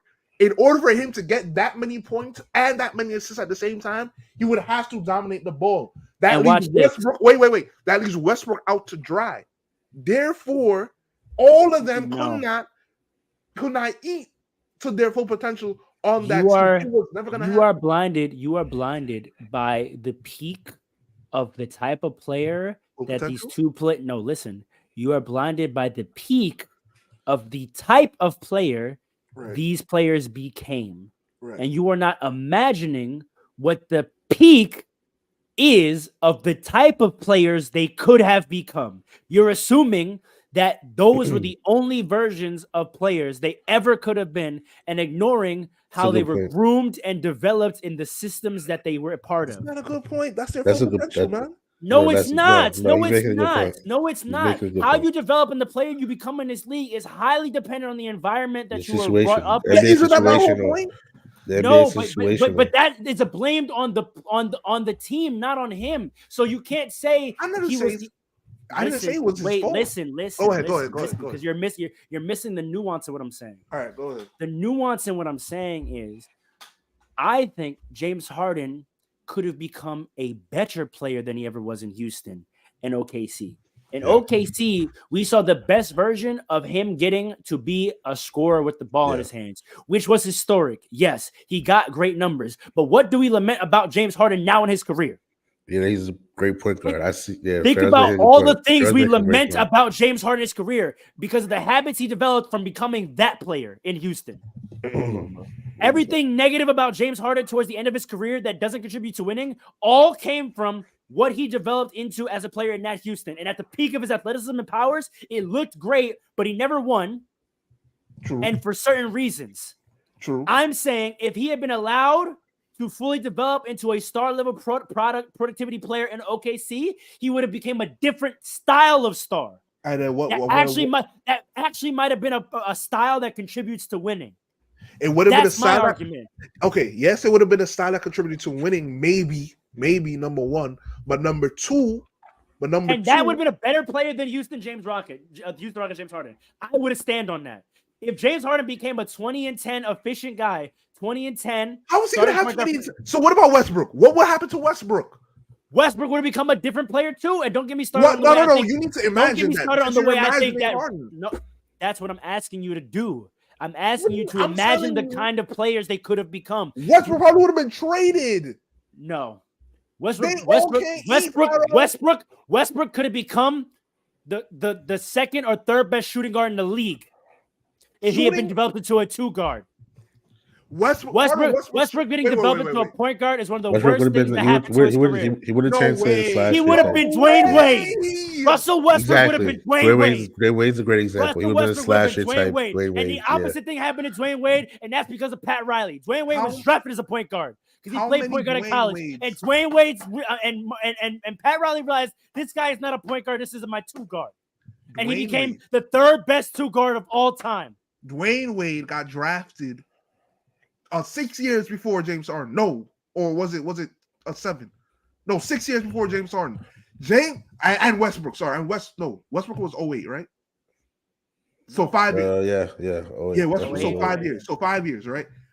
Westbrook playing like Dwayne Wade would not have resulted in the same results that Dwayne Wade would have. That's who they lost to in the finals. They literally lost to that model. 2012. Which is when they were in the finals, Paul. That style of basketball was working. That was not the best Westbrook. That's young Westbrook. Oh Westbrook developing it. We don't see Dwayne Wade players anymore for a reason, Pharaoh. We don't see those type of players anymore. There's a reason for that. Westbrook, this is the best version. The best version of Westbrook we saw was in 67. And I don't think that's the best player Westbrook could have ever been. The best version of Westbrook we ever saw is not the best version of him that I think could have existed. Wasn't gonna work during the time of the Warriors. What was he doing when he was the best version of himself as a triple double machine? Was he slashing? Was he slashing? He was a point guard, triple doubles. You So you think him slashing as a nominal point guard would made him better than him slashing as a 2? He would have been. I think. What are you talking about? He would have been. As what are you talking as about? An What are you tool talking about? In the Warriors, no, that wasn't gonna help the Thunder as much, and it wasn't gonna help the Westbrook as much. All right, you know what? This is what we have to do. I understand what the issue is here. We have to stop confusing usage percentage with being a point guard. We have to stop. We have to stop thinking, and you know why? It's because the league blended it, and so we can't imagine a point guard that doesn't have high usage percentage anymore. But a point guard does not mean that the ball is in your hands all the time.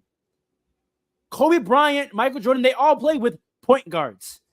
They were the highest usage players on the team. LeBron James has played with point guards. Luka Doncic plays with a point guard. But they are the highest. None of them point guards are him. Timeout. Yeah. Traditionally, now because we had so many great scoring point guards with high usage, now whenever a player has high usage, we start calling them a point guard. And as a former point guard, it is one of the most disgusting things that I think has happened to basketball. That any person that has the ball in their hands a bunch and has the highest usage on the team, we're gonna start calling them a point guard. James Harden was never a point guard when he was in the Houston Rockets. He just had the highest usage percentage. Russell Westbrook is never a point guard. Didn't you say that D'Antoni made Listen. Don't blend it. I'm gonna land it. Okay, I know what you're trying to say, but I'm talking about in the truest meaning of the word. He was in terms of what the NBA made it, but they weren't point guards, right? You think that them taking Westbrook and not developing him as a point guard would have been at the sacrifice of his usage percentage, and that's not true. All it would have sacrificed is how an offense is initiated and organized. Mm-hmm. The ball still would have been in his hands as much, and he still would have got as many shots, and he could have produced. But the offensive initiation and organizing wouldn't have been his responsibility. The day they put offensive organization and initiation as his responsibility is the day they guaranteed that Kevin Durant was going to leave one day. Can I ask you a question? It's the day they guaranteed it. Can I ask you a question? What's the question? Name a point guard, an all-time great point guard that didn't have high usage. But wait, you're conflating the point. But no. I hear you. I'm not gonna invalidate your point. I know what you're trying to argue, but that's not what I'm arguing. Yes, there's no all-time great point guard without high usage percentage, but I'm not saying, but I'm saying he would have been an all-time great at a different position with high usage percentage.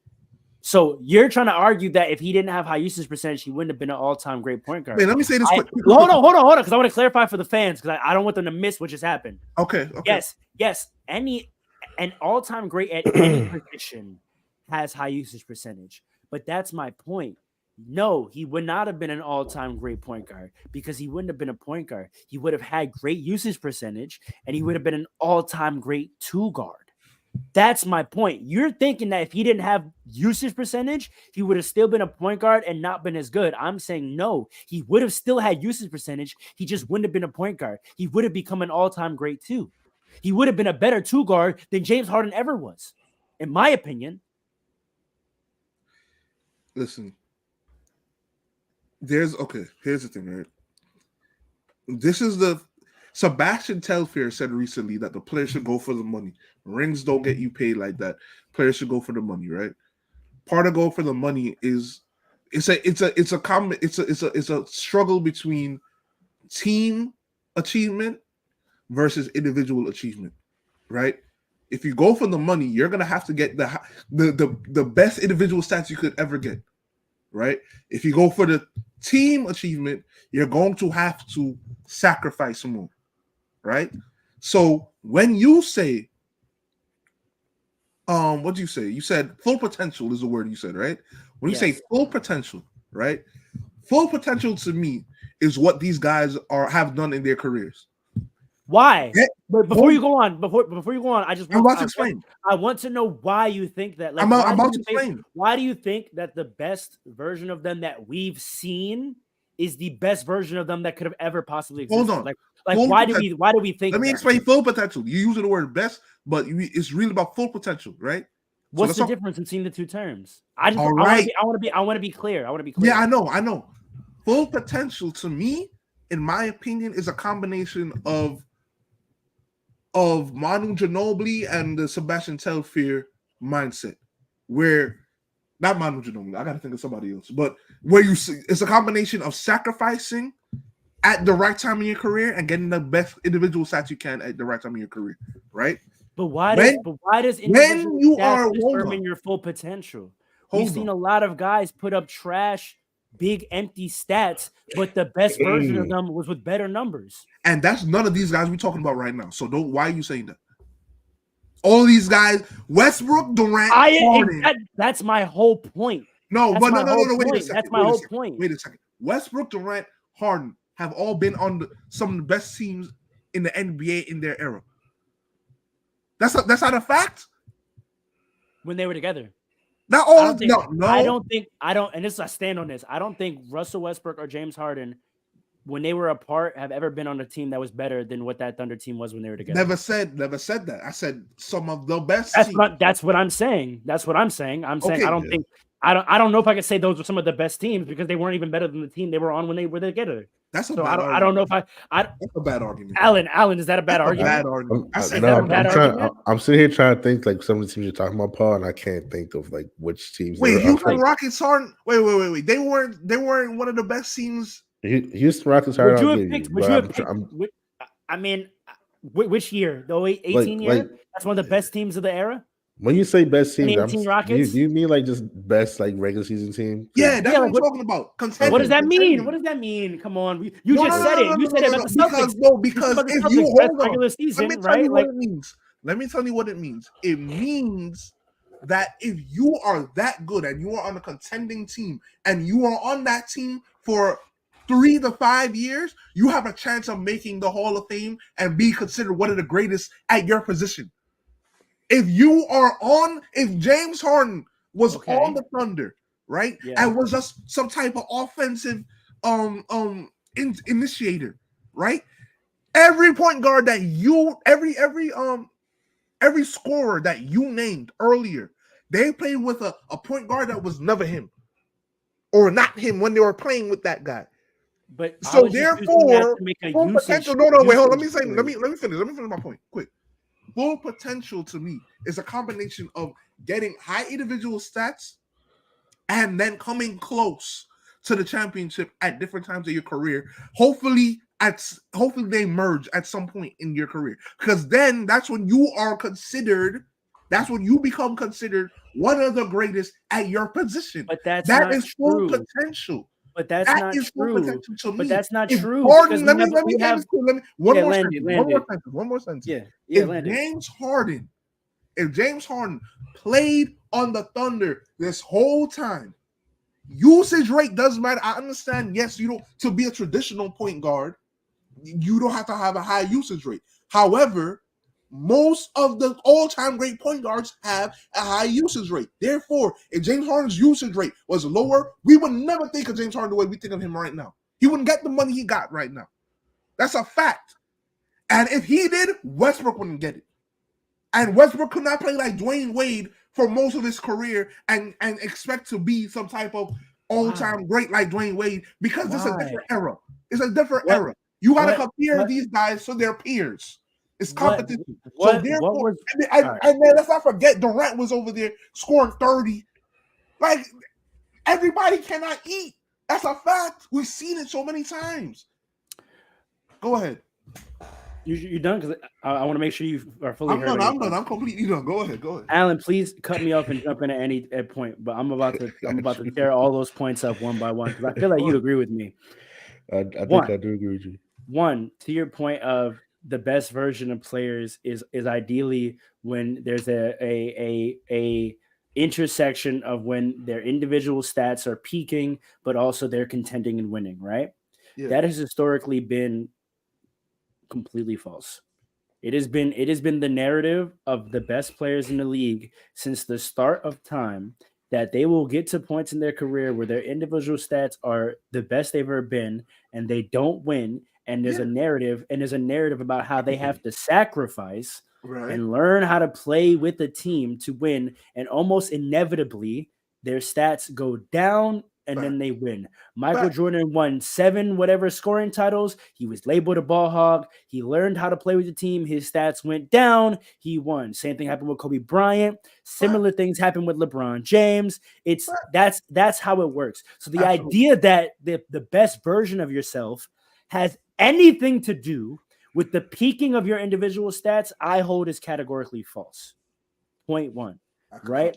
The peaking of your individual stats has nothing to do with the best version of yourself in terms of what I am considering the best version of yourself. If you want to say the most productive, the most dangerous, the most dominant, sure.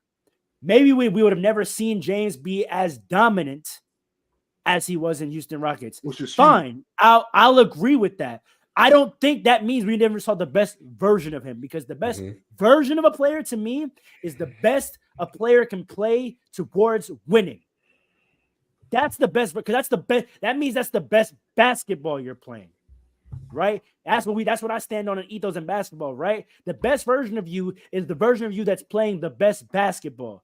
Not the version of you that's putting up the best numbers, not the version of you that's the most unguardable, the version of you playing the best basketball. And that's what I'm saying. I think both James Harden and Russell Westbrook, the way they were developed as youth, they were robbed of ever being able to play the best basketball that the two of them were either capable of. I think OKC was a new franchise. They had a relatively unknown coach. It was the start of the media entertainment era, right? We could tie everything we've been talking about for the last 3 months. We could tie everything we've been talking back to this, right? Yeah. They had to find a way to make that team popular. Kevin Durant, drafted number 2, he had to find a way to make himself relevant with LeBron and with Miami Heat going, right? Yeah. So they developed those players into highlight machines and stat stuffers. And then they said, hopefully we can win that way. And they got some fun. And then what did they end up losing to? Franchises who developed their young players into full-fledged basketball players who knew how to play basketball and play better team basketball and won. And that is why, even though I didn't like it, at the end of the day, there was something philosophically poetic about Kevin Durant going to Golden State. Don't get him started. Yeah, this podcast is going to be like 5 hours. I'm going to leave it there because I don't want to give you any license to go there. But I'm going to leave it at that. Right? But we could use a ton of other examples. I say this all the time, that where you get drafted matters so much. That's a fact. Yeah, where you get drafted matters so much. We've seen certain franchises where when they draft people, those picks always turn into superstars or great basketball. Miami Heat. You get drafted by the Miami Heat, or you get signed as an undrafted, or you come up in their G League system, you turn into a phenomenal basketball player because you have Pat Riley running things. And you have Eric Spoelstra, one of the greatest coaches in NBA history, mind you, running things, who teach, like we said about Pop, who teach these players how to play basketball. A lot of these franchises, they draft players that are talents, and they facilitate that player stuffing stats to put butts in seats, and then pray that they can get good enough at stuffing stats that you could bring a coach in that could use them and figure out how to win with them. But they did not actually develop these players, right? Thank God Kobe Bryant was drafted by the Lakers, because with his mindset, if he had gone to Charlotte, he would have been Tim Hardaway. He would have been Tracy McGrady, right? A great statistical player, but never got the knowledge, never was given the gems of how you actually win at this, how you play basketball at the highest level, right? LeBron James, I think one of the greatest credits to LeBron James is how he's developed as a player despite spending his first 7 years somewhere where they didn't know what to do with him. Yes, that's one of the greatest. Yeah. Never had a coach to actually teach him. He really had to learn himself. And when did he take the biggest jump? When he went and played for Coach K in the Olympics. Oh, well, true. And got taught how to really play basketball. And then he went to the Heat and played with Dwayne Wade. Played in a championship culture for a franchise and learned how to really win, how to really play basketball. Right? So to not belabor the point and revisit all my points, all I'm trying to say is I don't believe just because we've seen Russell Westbrook and James Harden put up phenomenal numbers that under my definition of best that we've seen what the best version of them could have been. I think there was a version of those players, had they been under different tutelage, had they been under different development systems, they may have developed into players that played better quality basketball and produced more winning. Would they have put up the same numbers? Potentially not. Would they have still become Hall of Fame players? I think so. I think so too. I think so. They'd be some of the greatest at their positions. I think so. I think so. I think so. And you are absolutely categorically, unbelievably wrong. Absolutely wrong. Absolutely wrong. Why? Everything you said is not everything, but a lot of what you said is like it's true. But to get to your point, it's off because of your definition of best. Yeah, why? I understand what you're saying about best as far as the type of basketball they play, winning habits, winning mentality. I get it. But also just smart, like putting up great numbers doesn't mean that's that all winning. Smart is winning. No, but what I'm saying, but even what I'm saying, like putting up great numbers doesn't show me how high level of basketball you're playing. We know that. It shows me how productive you are, right? So but don't just put it to the winning. Don't just make me as like best solely means winning. I'm talking about how it looks too, like the quality of your ball, your style, how efficient you are, right? Like it's about talent. It's about ability. All of that plays a. They were born with that. No. Wait a second. They were born with that. We don't know how good they could be if they sacrifice their whole career. We don't know how talented they are. That's a fact. If they sacrifice their whole career, we do not know. Listen, hold on. Let me say this quick. I don't have a lot to say, but this is going to demolish your whole argument. Everything you said leads to sacrificing their productivity. Why? Productivity. You just admit. You admitted.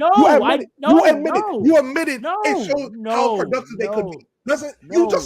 You said it. No. You didn't I'm say talking that? about style. I'm talking about Alan. Did I say that? I'm talking about. Listen, I've been listening. I'm talking about style.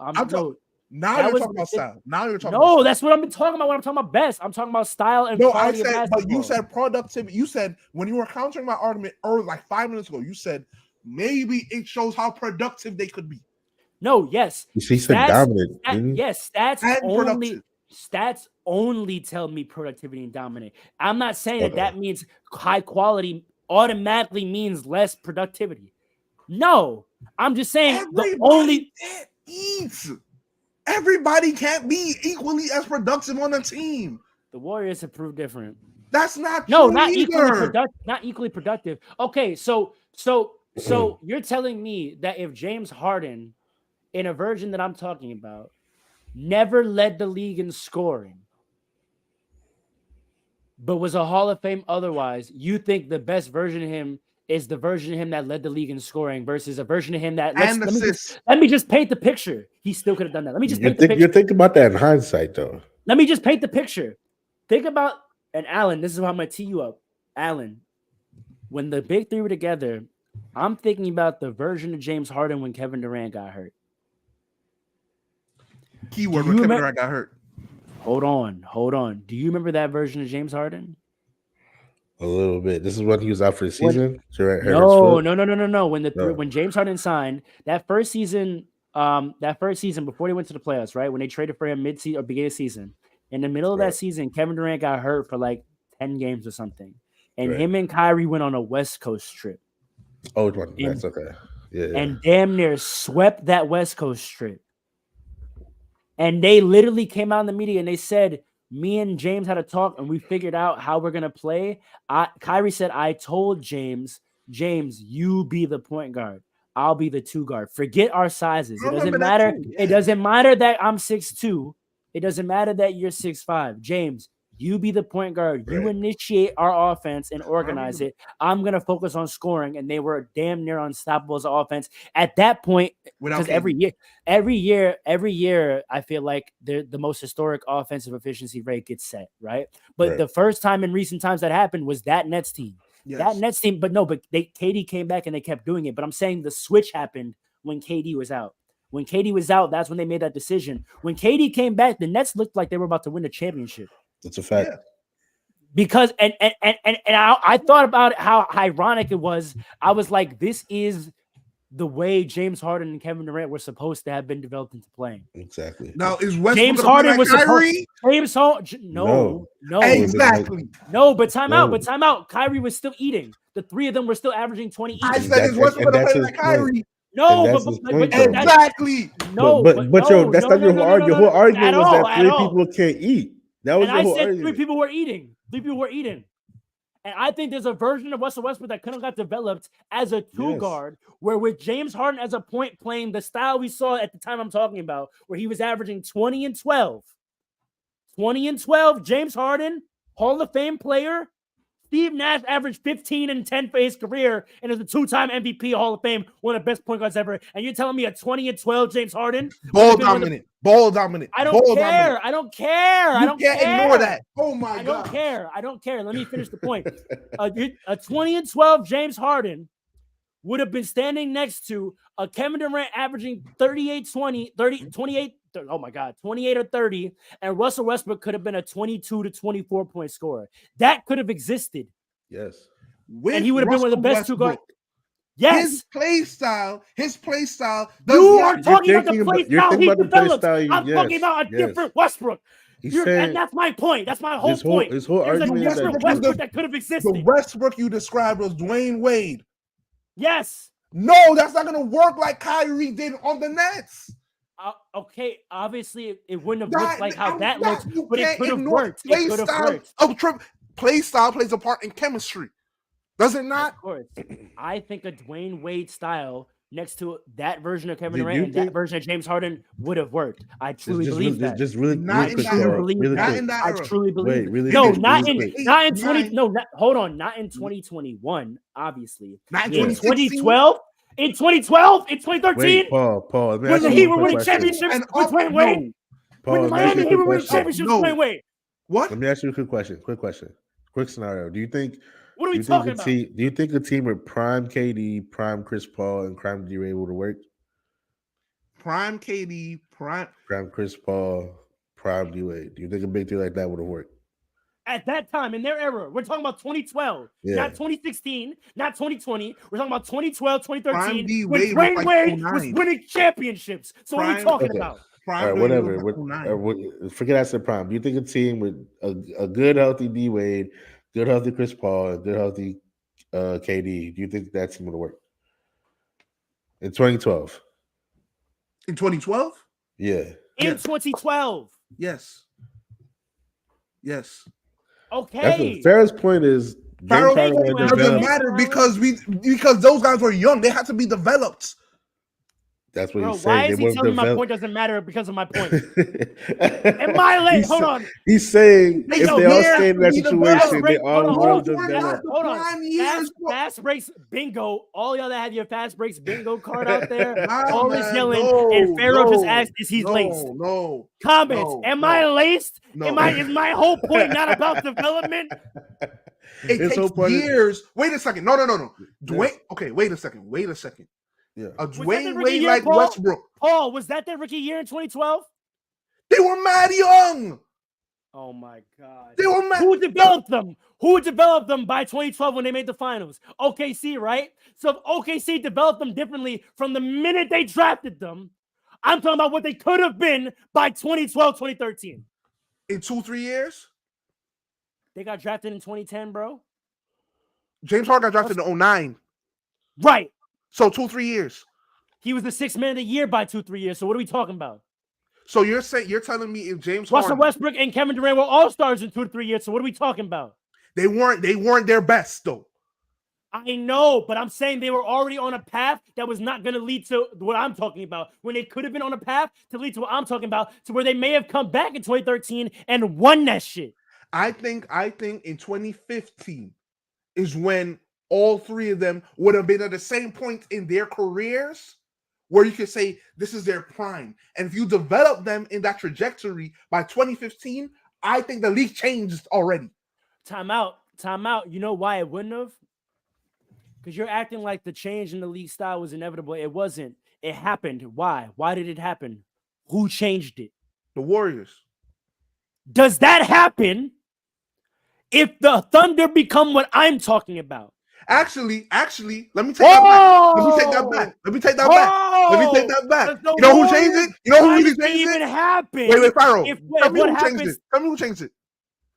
It wasn't the Warriors, actually. It was a team before them that influenced the Warriors. Who was that? If you say the Houston Rockets influenced the Warriors, I'm the Spurs. The Spurs. Wait. I know we didn't start this episode talking about how you talking about Wemby now? Hold on. I know we didn't start the episode talking about how Pop had a quote from back then saying he hates threes, and you're about to tell me the Spurs are responsible for the 3-point evolution in the NBA? Are you laced? Don't be disingenuous. Are you laced? Don't be disingenuous, Pharaoh. What did I say alongside that? Alan, he told me not to be disingenuous. Alan, what did I say alongside that? Me not to be disingenuous. What did I say alongside that, Alan? I will say Fall also did say that's funny because they were the ones shooting mad threes at the time. So, Pharaoh, don't be disingenuous. Time out. The Spurs are responsible for the 3-point evolution of the NBA. You want to stand on that? Yeah, just say they're responsible. You want to stand on that, Paul? Wait, Alan. Do you want to stand on that? You said solely, right? Yeah, they're not. I said they're not solely responsible. Absolutely not. Even largely. They started it. I can't say it. They started it. Yo, if we are going to say that the Warriors were influenced by the Spurs, comments, please, 2014, please react to Paul telling us the San Antonio Spurs started the 3-point evolution of NBA basketball. The San Antonio Spurs restricted the NBA to shooting more threes in the NBA. Wait, weren't they shooting? I am flabbergasted, bro. Wait a second. I am flabbergasted, bro. Didn't they shoot some of the most threes in the NBA in 2014? As a team, they did shoot a lot. Absolutely. So what are you talking about, Pharaoh? They influenced the Warriors. I think the Warriors took it up a level. But 2014, I don't believe what you're talking about if Westbrook turned into Dwayne Wade and Harden turned into Steve Nash and Durant was Durant. I don't think that's beating the 2014. What did we say during our eras episode? The era and the style of playing is defined by who wins, right? By the winner, yeah. So if OKC does what I'm saying, and they beat and stomp out the 3-point shooting Warriors, just like how the Suns tried fast-paced, space shooting offense, and they ran into the Lakers, and that style died. That style died because they couldn't win. The Thunder would have ran to the Spurs and lost. And then they would have started running into the Warriors and lose. They beat the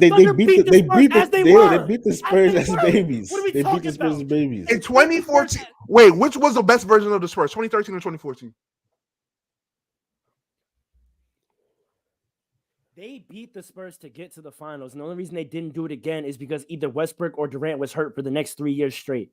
That's the only reason? And they traded Harden. Yes. That well documented. Listen, the Thunder were top seeds in the West all those years, and one of either Westbrook or Durant got hurt each time. The Spurs. Westbrook tore his meniscus. Kevin Durant broke his foot. Do we remember? Yes, absolutely. So, but I'm not going to say that's the only reason because the Spurs were that nice. But either way, they beat the Spurs. Yeah, Alan. We saw them beat the Spurs. And hold on. Wait a second.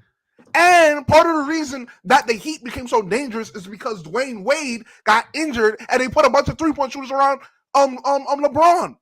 Are you what? Yeah. What? Dwayne Wade was not a 3-point shooter. We know this. So when he got hurt, right? What did the offense become? That made the Heat so dangerous in the finals. Pick and roll. And cuts. Correct.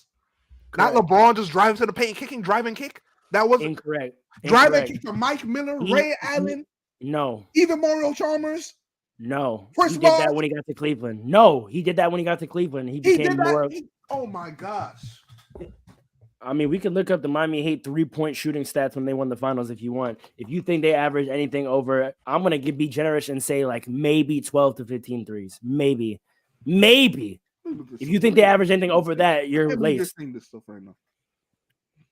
Bro, what are we talking about? Bro, everyone in the comments and Alan is saying history agrees with me, bro. I don't know what history of the NBA you're talking about. You're blending eras. Are you looking up that three? You're blending eras, yeah. I'm looking it up.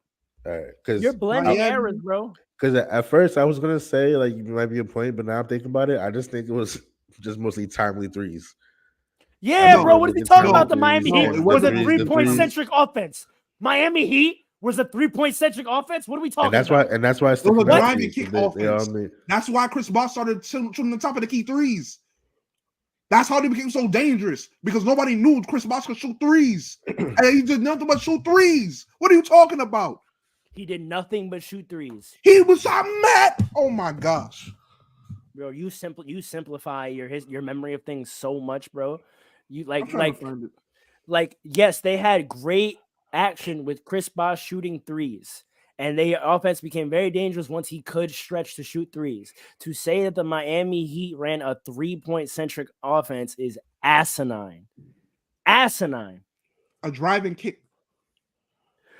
Okay, but driving kick with the point being what? What do you mean with the point being where did they eat most? You're just naming an action. You're not talking about how LeBron James was driving. He sucked in the defense. How did they eat the most? From where was their offense predicated to score from? What do you mean from LeBron James? You can't tell me a player. I'm asking you from a location on the court. Where did they produce the majority of their points? Where did they prioritize scoring on the court as an offense? I'm not talking about the action they ran. Where did they prioritize scoring from as an offense? I would say half and half the 3-point line and the paint. Half and half. Because LeBron, like I was saying, LeBron James was driving to the paint, living in the paint. He got the ball in the low post as well. He started to develop his post game as well. And then the defense would collapse. Dwayne Wade wasn't on the court. You had a 3-point shooter out there, probably Mike Miller or Shane Battier.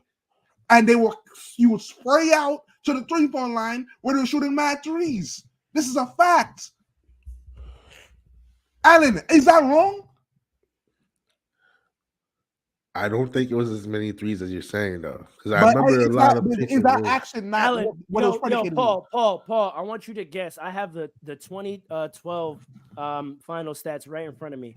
How many threes as a team do you think 2012? No, 2013. Look at 2013. Because 2012 was different. 2012 was different.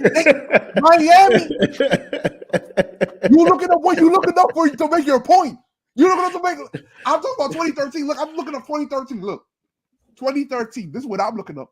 2013. 2013. We talking about the shift. The shift in the NBA. Bro, I'm gonna lose my mind, bro. I'm gonna literally lose my mind. You talking about 2012? I'm talking about 2013. Oh my god. I'm talking about 2013. So, wait, let me ask you a question. Alan, can I ask you a question, Farrell? Alan, I have to gather myself. Can you deal with him for like 5 minutes? No. Can I ask you a question, Farrell? Paul, if I respond to you right now, I'm gonna cuss you a bad word. Alan, deal with him for a second. I need a minute. I need to understand. What? Does Farrell believe if they were developed in the way that he believed they should have been developed, that they would have won in 2012? They would have won eventually. I don't know if no. In 2012. Who I don't think 2012? Was it Spurs? Was it Spurs that he won in 2012? The Heat beat the Thunder in 2012. So that's why I'm asking, does he believe they would have won in 20? I say no. They were not ready. So now because they were still young at that. Right. So like now talking about after. So this is my point, Adam. So now in 2013 now, when the Heat completely changed up their offense in the finals because Dwayne Wade was injured, right? And the Spurs got better. They started to elevate the level of the amount of threes they started to shoot in 2013. It started in 2013, right? I'm saying that I still don't believe that the Thunder would have beat the Spurs in that fashion, because the way that the way that Pharaoh is imagining the Thunder is similar to the way that the Heat played with Dwayne Wade and LeBron, where LeBron wasn't going to be shooting as many mid-range and threes as KD was, but he's the go-to guy. He's the nucleus of the offense. And then you had a slasher just cutting off ball and all of that. And I'm trying to say that type of offense, we have selective memory, selective amnesia, really. That type of offense was not some type of over superpower offense at that time. Because when they won, Dwayne Wade wasn't there cutting like that in the finals. He was old and hurt. Exactly. He did get injured. Would Westbrook have been old and hurt? Would Westbrook have been old and hurt? Dwayne Wade wasn't even on the court. I don't think Dwayne Wade. He was old and hurt. He wasn't on the court because his play style didn't work. He was off the court because he was old and hurt. Agreed. And I'm still saying the play style would have worked. Still would have worked. I'm still saying that. They won 2 like that. They won 2 chips that way. No, they didn't. They won 1 that way. Oh my! All right. They won 1 that way. Dwayne Wade was hurt. Let me hear this 3-point stats. Let me hear this 3-point stats against your team that you talking about right now. Y'all can't be hanging like that. And now I need to know the 3-point stats. I want Paul to guess. I'll go 2013 too. But just to my point, it was 2012. Like I was talking about, who the Thunder would have developed into by 2012 and stomped out any transition. How many threes do you think they averaged as a team? How many a game threes do you think the Miami Heat attempted a game in the 2012 finals? What, 10, 12? I'll give you a number. 10, 12, what? I don't care about 2012. 13. Okay, all right. Look up 2013 for me, please. Literally, there was a whole narrative during the Miami Heat prime about how Dwayne Wade and LeBron James committed to not shoot threes. Like, do we forget that? They weren't shooting threes. Everybody else was. Chris Bosh started to shoot threes. I feel like you say what you say just to prove your point, because you know what I'm saying is true. Dwayne Wade was never a good 3-point shooter. LeBron committed to not shooting threes. Everybody around them started to shoot threes. And when Dwayne Wade got injured, you insert Shane Battier or Mike Miller, and now everybody's shooting threes because Chris Bosh started to shoot threes. To shoot 2 threes a game, maybe 3. Okay, that's a big deal at that era. That's a big deal. If you have a bunch of people shooting 2, 3, hold on. You remember that final game? How a bunch of people. You named 2 players that would put up 2. Mario Chalmers, Norris Cole, I think was there at that time. Shane Battier, Mike Miller, Chris Bosh. Okay, 2013. Guess how many threes they put up as a team? 15. In the finals? I'm talking about in the finals, by the way. Mm-hmm.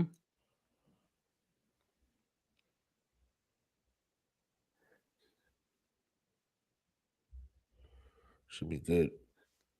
16, 17. Okay, thank you. They increased it. And then I'm sure in 2014, the Spurs were either at that level or increased it. The 3-point revolution started at this time. And then the Warriors elevated it. So you cannot come to me and tell me James Harden and Westbrook playing like Dwayne Wade is a championship contending a championship. I have a question. Wait, hold on. Wait. I'm gonna crack his head. I'm gonna crack his mouth. I'm gonna wait. Time out. Alan, I'm going right there. Time out. I'm gonna crack his mouth. Go there. Crack his mouth. Go. Who'd you say wasn't shooting threes? What do you mean? For the Heat during the 3-point revolution, who on the Heat wasn't not shooting threes? Who on the Heat was shooting threes and who wasn't shooting threes? All right, who was shooting threes? Did Dwayne Wade have to start shooting more threes for this 3-point evolution to happen? And he wasn't even playing in the finals, so that doesn't matter. He was hurt. Okay, that's my point. You had a better 3-point shooter in there. Hold on. And I forgot Ray Allen was on the team. No. You are naming a bunch of players on a roster to shoot the threes you're talking about that has nothing to do with the play style of the Stars. So in the version of the Thunder that I'm talking about, who said Russell Westbrook playing like Dwayne Wade means the Thunder don't become a 3-point shooting team? If you have Russell West, wait a second. Common sense tells you that. If you have Russell Westbrook, who's not shooting threes, let's say James Harden starts to shoot threes, KD starts to shoot threes, right? And they get players unlike Thabo freaking Saplocha that don't have three that can't shoot. I said, okay, wait a second. The finals, you remember the death lineup for the Warriors? The death lineup for the we're talking about the Warriors. Hold on. Why are we shifting to the Warriors? Wait, I'm not shifting to the Warriors. Don't bring the Warriors. I'm not. Just listen, man. Just listen. The death lineup for the Warriors was very similar to the death lineup for the Heat at that time. What was the death lineup? Wade wasn't in it. It was LeBron, Chris Bosh in the LeBron, Chris Bosh, Ray Allen, Mike Miller, and either Rashard Lewis or Shane Battier. LeBron with 4 shooters. Allen, tell me I'm lying. Was that the death lineup for real? That was the lineup that closed a lot of the games. In those, I remember those finals vividly. I remember that. They shot a lot of threes. He was surrounded by shooters. LeBron was the nucleus for that roster. And you keep saying LeBron committed and Dwayne Wade committed to not shooting because everybody else around him was just shooting threes. So LeBron would drive, he would draw 2 or dunk on somebody, and then pick. 2014, how many threes a game do you think the Spurs shot? I said either what was I said it was either 7, at least 17. 17, which is exactly as many as the Heat shot the year before. Right. And then the Warriors, I'm sure that in 2015 started to shoot more. The evolution was going that way with the 3-point shooting. You can't play like Dwayne Wade and then you can't have LeBron and Dwayne Wade on the court at the same time and think, oh, that's gonna be what was the novel thing about the Warriors style of shooting threes? What do you mean was a novel thing? What made the Warriors style different? Yes, there was an evolution. I'll concede this point. Yes, there was an evolution where as a team, offenses were geared more towards shooting 3. Absolutely. What was unique about the Warriors though? While they were doing the off ball, they were running floppy plays and whatnot. That's one thing, but why? Why were they running different actions? Because who was shooting the threes? Stephen Curry and Klay Thompson. Their star players were the snipers. So that is what changed basketball. I agree with you. Time out. But I agree with that. Let me roll. I know you do, which is why once again I feel like you've missed the plot of what. Okay, go ahead. The change in basketball became when your star players had to be snipers. That was the difference. You could no longer win if your stars didn't generate 3-point offense because their 2 best players were also the snipers. They were not, as you say, driving and kicking or doing pick and roll, and you had to either stop their penetration or get out to a sniper who did nothing else. They were the sniper. They came down, and you immediately had to worry about a 3-point threat. Absolutely. That is a different play style in entirety to what the Heat and the Spurs were doing. Granted, they were shooting more threes. Their play style was still predicated on the best players being penetrators, kicking to spot up snipers, which means you still needed the best player to be a penetrator. That's why if Dwayne Wade wasn't hurt, he would have been out there because he could penetrate. He wasn't sat. He wasn't sat because he couldn't shoot. I never said that. Because LeBron. Oh my God! Yes, you said you couldn't. He couldn't play Dwayne Wade because you can't play like Dwayne Wade anymore. No, I didn't say close. Time out. You misunderstood what I was saying. LeBron James was not shooting the threes, meaning he was a penetrator. Meaning your play style could still feature penetrators as long as they were surrounded by.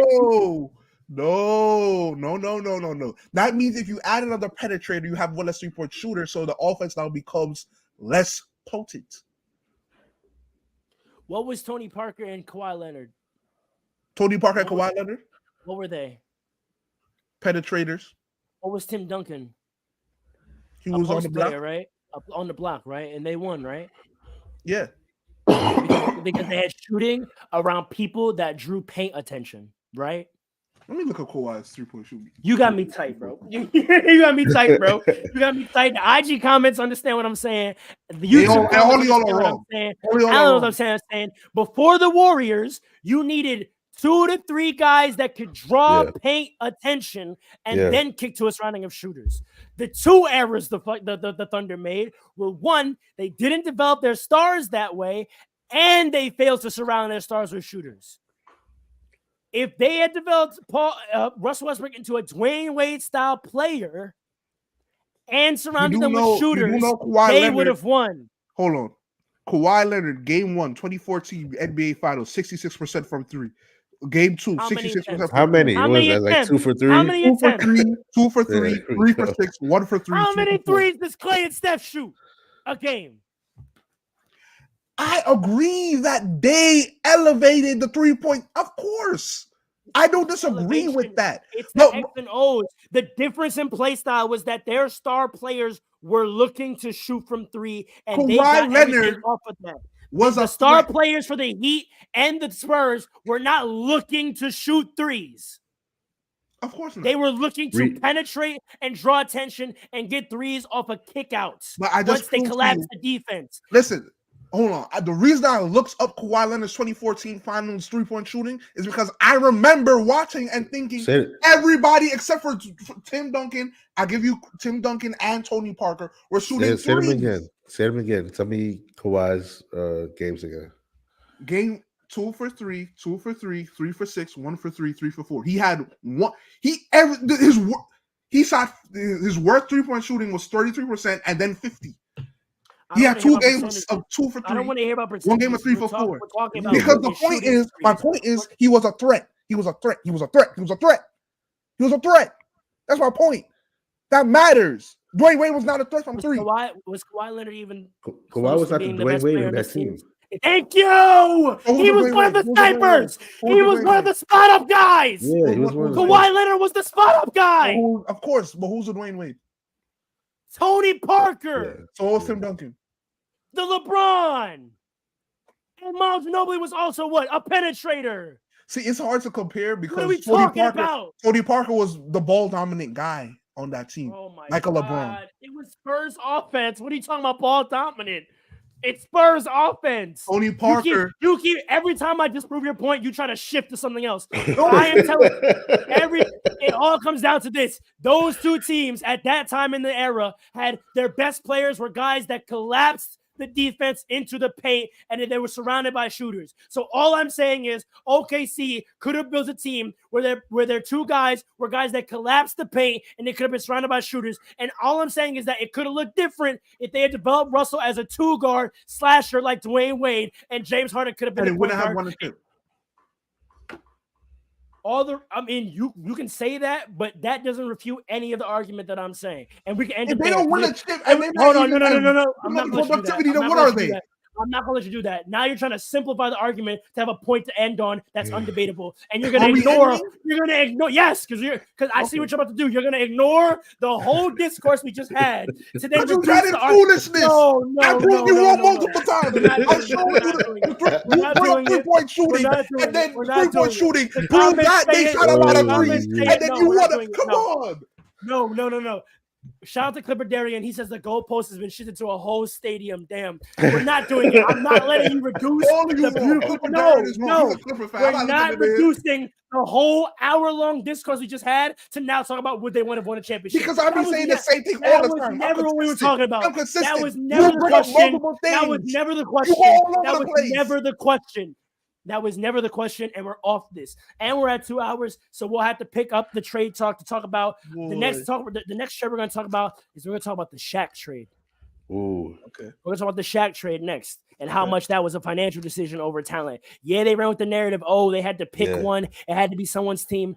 Not true. It was a business decision, and we're gonna end with that. I'm not gonna allow you to disrespect the hour-long discourse we had by asking a completely new question and saying that your answer to that has you winning the argument. Absolutely not. You wrong multiple times. Absolutely not. Absolutely not. Every time you look at the three-point stats, you prove me right. Absolutely not. So I'm right. Absolutely not. Absolutely not. Every time you look at the 3-point stats, it comes up. You're like, oh yeah, it is 17. Like, what do you mean? No, because you still the evolution of 3-point shooting you're talking about. We took a long way. I had to look up stats and find out. Credit to your argument to identify that you were arguing something that wasn't against my point. Because I wasn't talking about the whole team. We were talking about individual players' play styles, and you still did not prove to me that you still did. I know what you're trying to talk about, but you frame it as an opposition to my point, and it's not. And that is the problem I have. And that is the problem I have. You talking about what you're talking about, and I'm saying I hear what you're talking about, but I'm saying this, and then you say no. And then go on to say what you're talking about, but it doesn't oppose what I'm actually saying. It does. I was talking about player play styles, individuals. You were telling me about team basketball. How the heck are you going to talk about individuals without talking about how it applies to the team? Why are we even talking about that? Now you're going to be obtuse on purpose. Now you're going to be I'm not obtuse. It's a fact. You try to debate whether or not the Thunder could be successful with Russell Westbrook playing as a Dwayne Wade play style, and then proceed to tell me about teams that were shooting threes where none of the star players were the high volume 3-point shooters on the team. So how were you debating me? Because Dwayne Wade took away from the 3-point shooting. When he was gone, it actually helped the team a little bit offensively. But let me say this quick. All right. My whole point, my overall point, because you're saying we know your point. I don't think your point. I don't think you never addressed mine. I don't think all we did this whole time was litigate your point. I don't think you do. I'll make it quick. I promise I'll make it quick. I'll make it quick. Alan, did you get his point? Did you understand his point? Can I make it quick? Summarize it so somebody's making clear. Summarize it. Yes, I'm gonna summarize it. I promise you it's quick, Farrah. I promise you. My whole point is this, right? Play styles, right? They impact team chemistry and offensive efficiency, right? We understand that. My whole point was that, and I brought up Sebastian Telfair, what he said about players going for the money earlier, because when you put up a lot of stats, when you're most productive stats-wise, you get the most money 9 times out of 10, right? We understand that. Cool. So I'm saying, if you're sacrificing your offense, right? Your offensive productivity for the betterment of the team, and you do that your whole career, people tend not to look at you as one of the greatest. You'll be a Hall of Famer, but you're not going to be in that, what Shaq says, G class qualification, whatever, right? You're not going to be up there, right? Now, if you're winning a bunch of chips, then you might be up there. But I don't even think they're going to win a bunch of chips, because we saw the NBA started to shift away from that style of offense, right? Where it's 2 or 3 penetrators and a bunch of mid-range shots. You saw the league start to change, and you could look at the 2014 and even the 2013 NBA Finals to see the shift start to change. Yes, the star players started to shoot the threes with the Warriors, but that was the further evolution of my mentality, because even the way that the Heat were playing in 2013 and 2014 in those finals, even the way they started, that was a shift in and of itself. All these teams weren't doing drive and kick to 4 3-point shooters on the team. That's what I'm saying. So my point is, James Harden playing the best basketball, as you say. And let me say this as well. He played the best basketball. How many more times is he going to say that? Yo, do a poll. How many more times in this next 10 minutes is he going to say, and let me say this? Oh, my fault. I'm not going to say. Them playing their best basketball is not going to result in them being considered as great as they are today. That is my point. Go ahead. I'm gonna say one thing. I'm gonna toss it to you. I'm not even gonna frame this as a debate, but as the host, I want to just provide the fans with the most information and let them come to their conclusion. I'll remind the fans that a linchpin to this part of the argument that Paul was trying to argue is that Dwayne Wade was not on the floor and he was not playing. I like to read y'all the game logs from the 2013 finals, Dwayne Wade's minutes: 36, 30, 34, 40, 40, 37, 39. I like to read y'all the game log for Dwayne Wade's minutes in the 2014 finals: 33, 34, 36, 33, 36. You all come to the conclusion you want to about whether that man was on the floor and playing basketball. Alan, final points. Yes, finals. My final point would be, Paul, I think the main thing you said, I'm not trying to argue and go back and forth debate, but I think the main thing you said there was, like you said, the players would have had to sacrifice and come together. I think me and Farrah's main point is it's not really a sacrifice if it's what the players developed into. This would have just been their game. It's not really so much them sacrificing their offensive game to come together. This would have been their game. And I think I said the example, we could have saw KD with the D Wade and Chris Paul type players. That's just imagination. That's an example. I think that would have been dope to see if the Thunder kept it that way.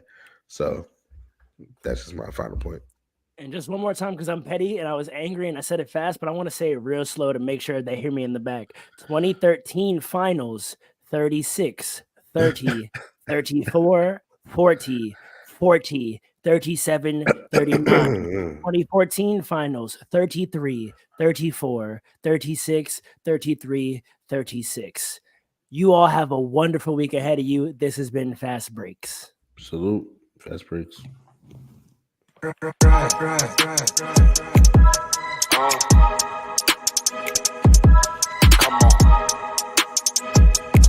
It's Fast Breaks. Listen.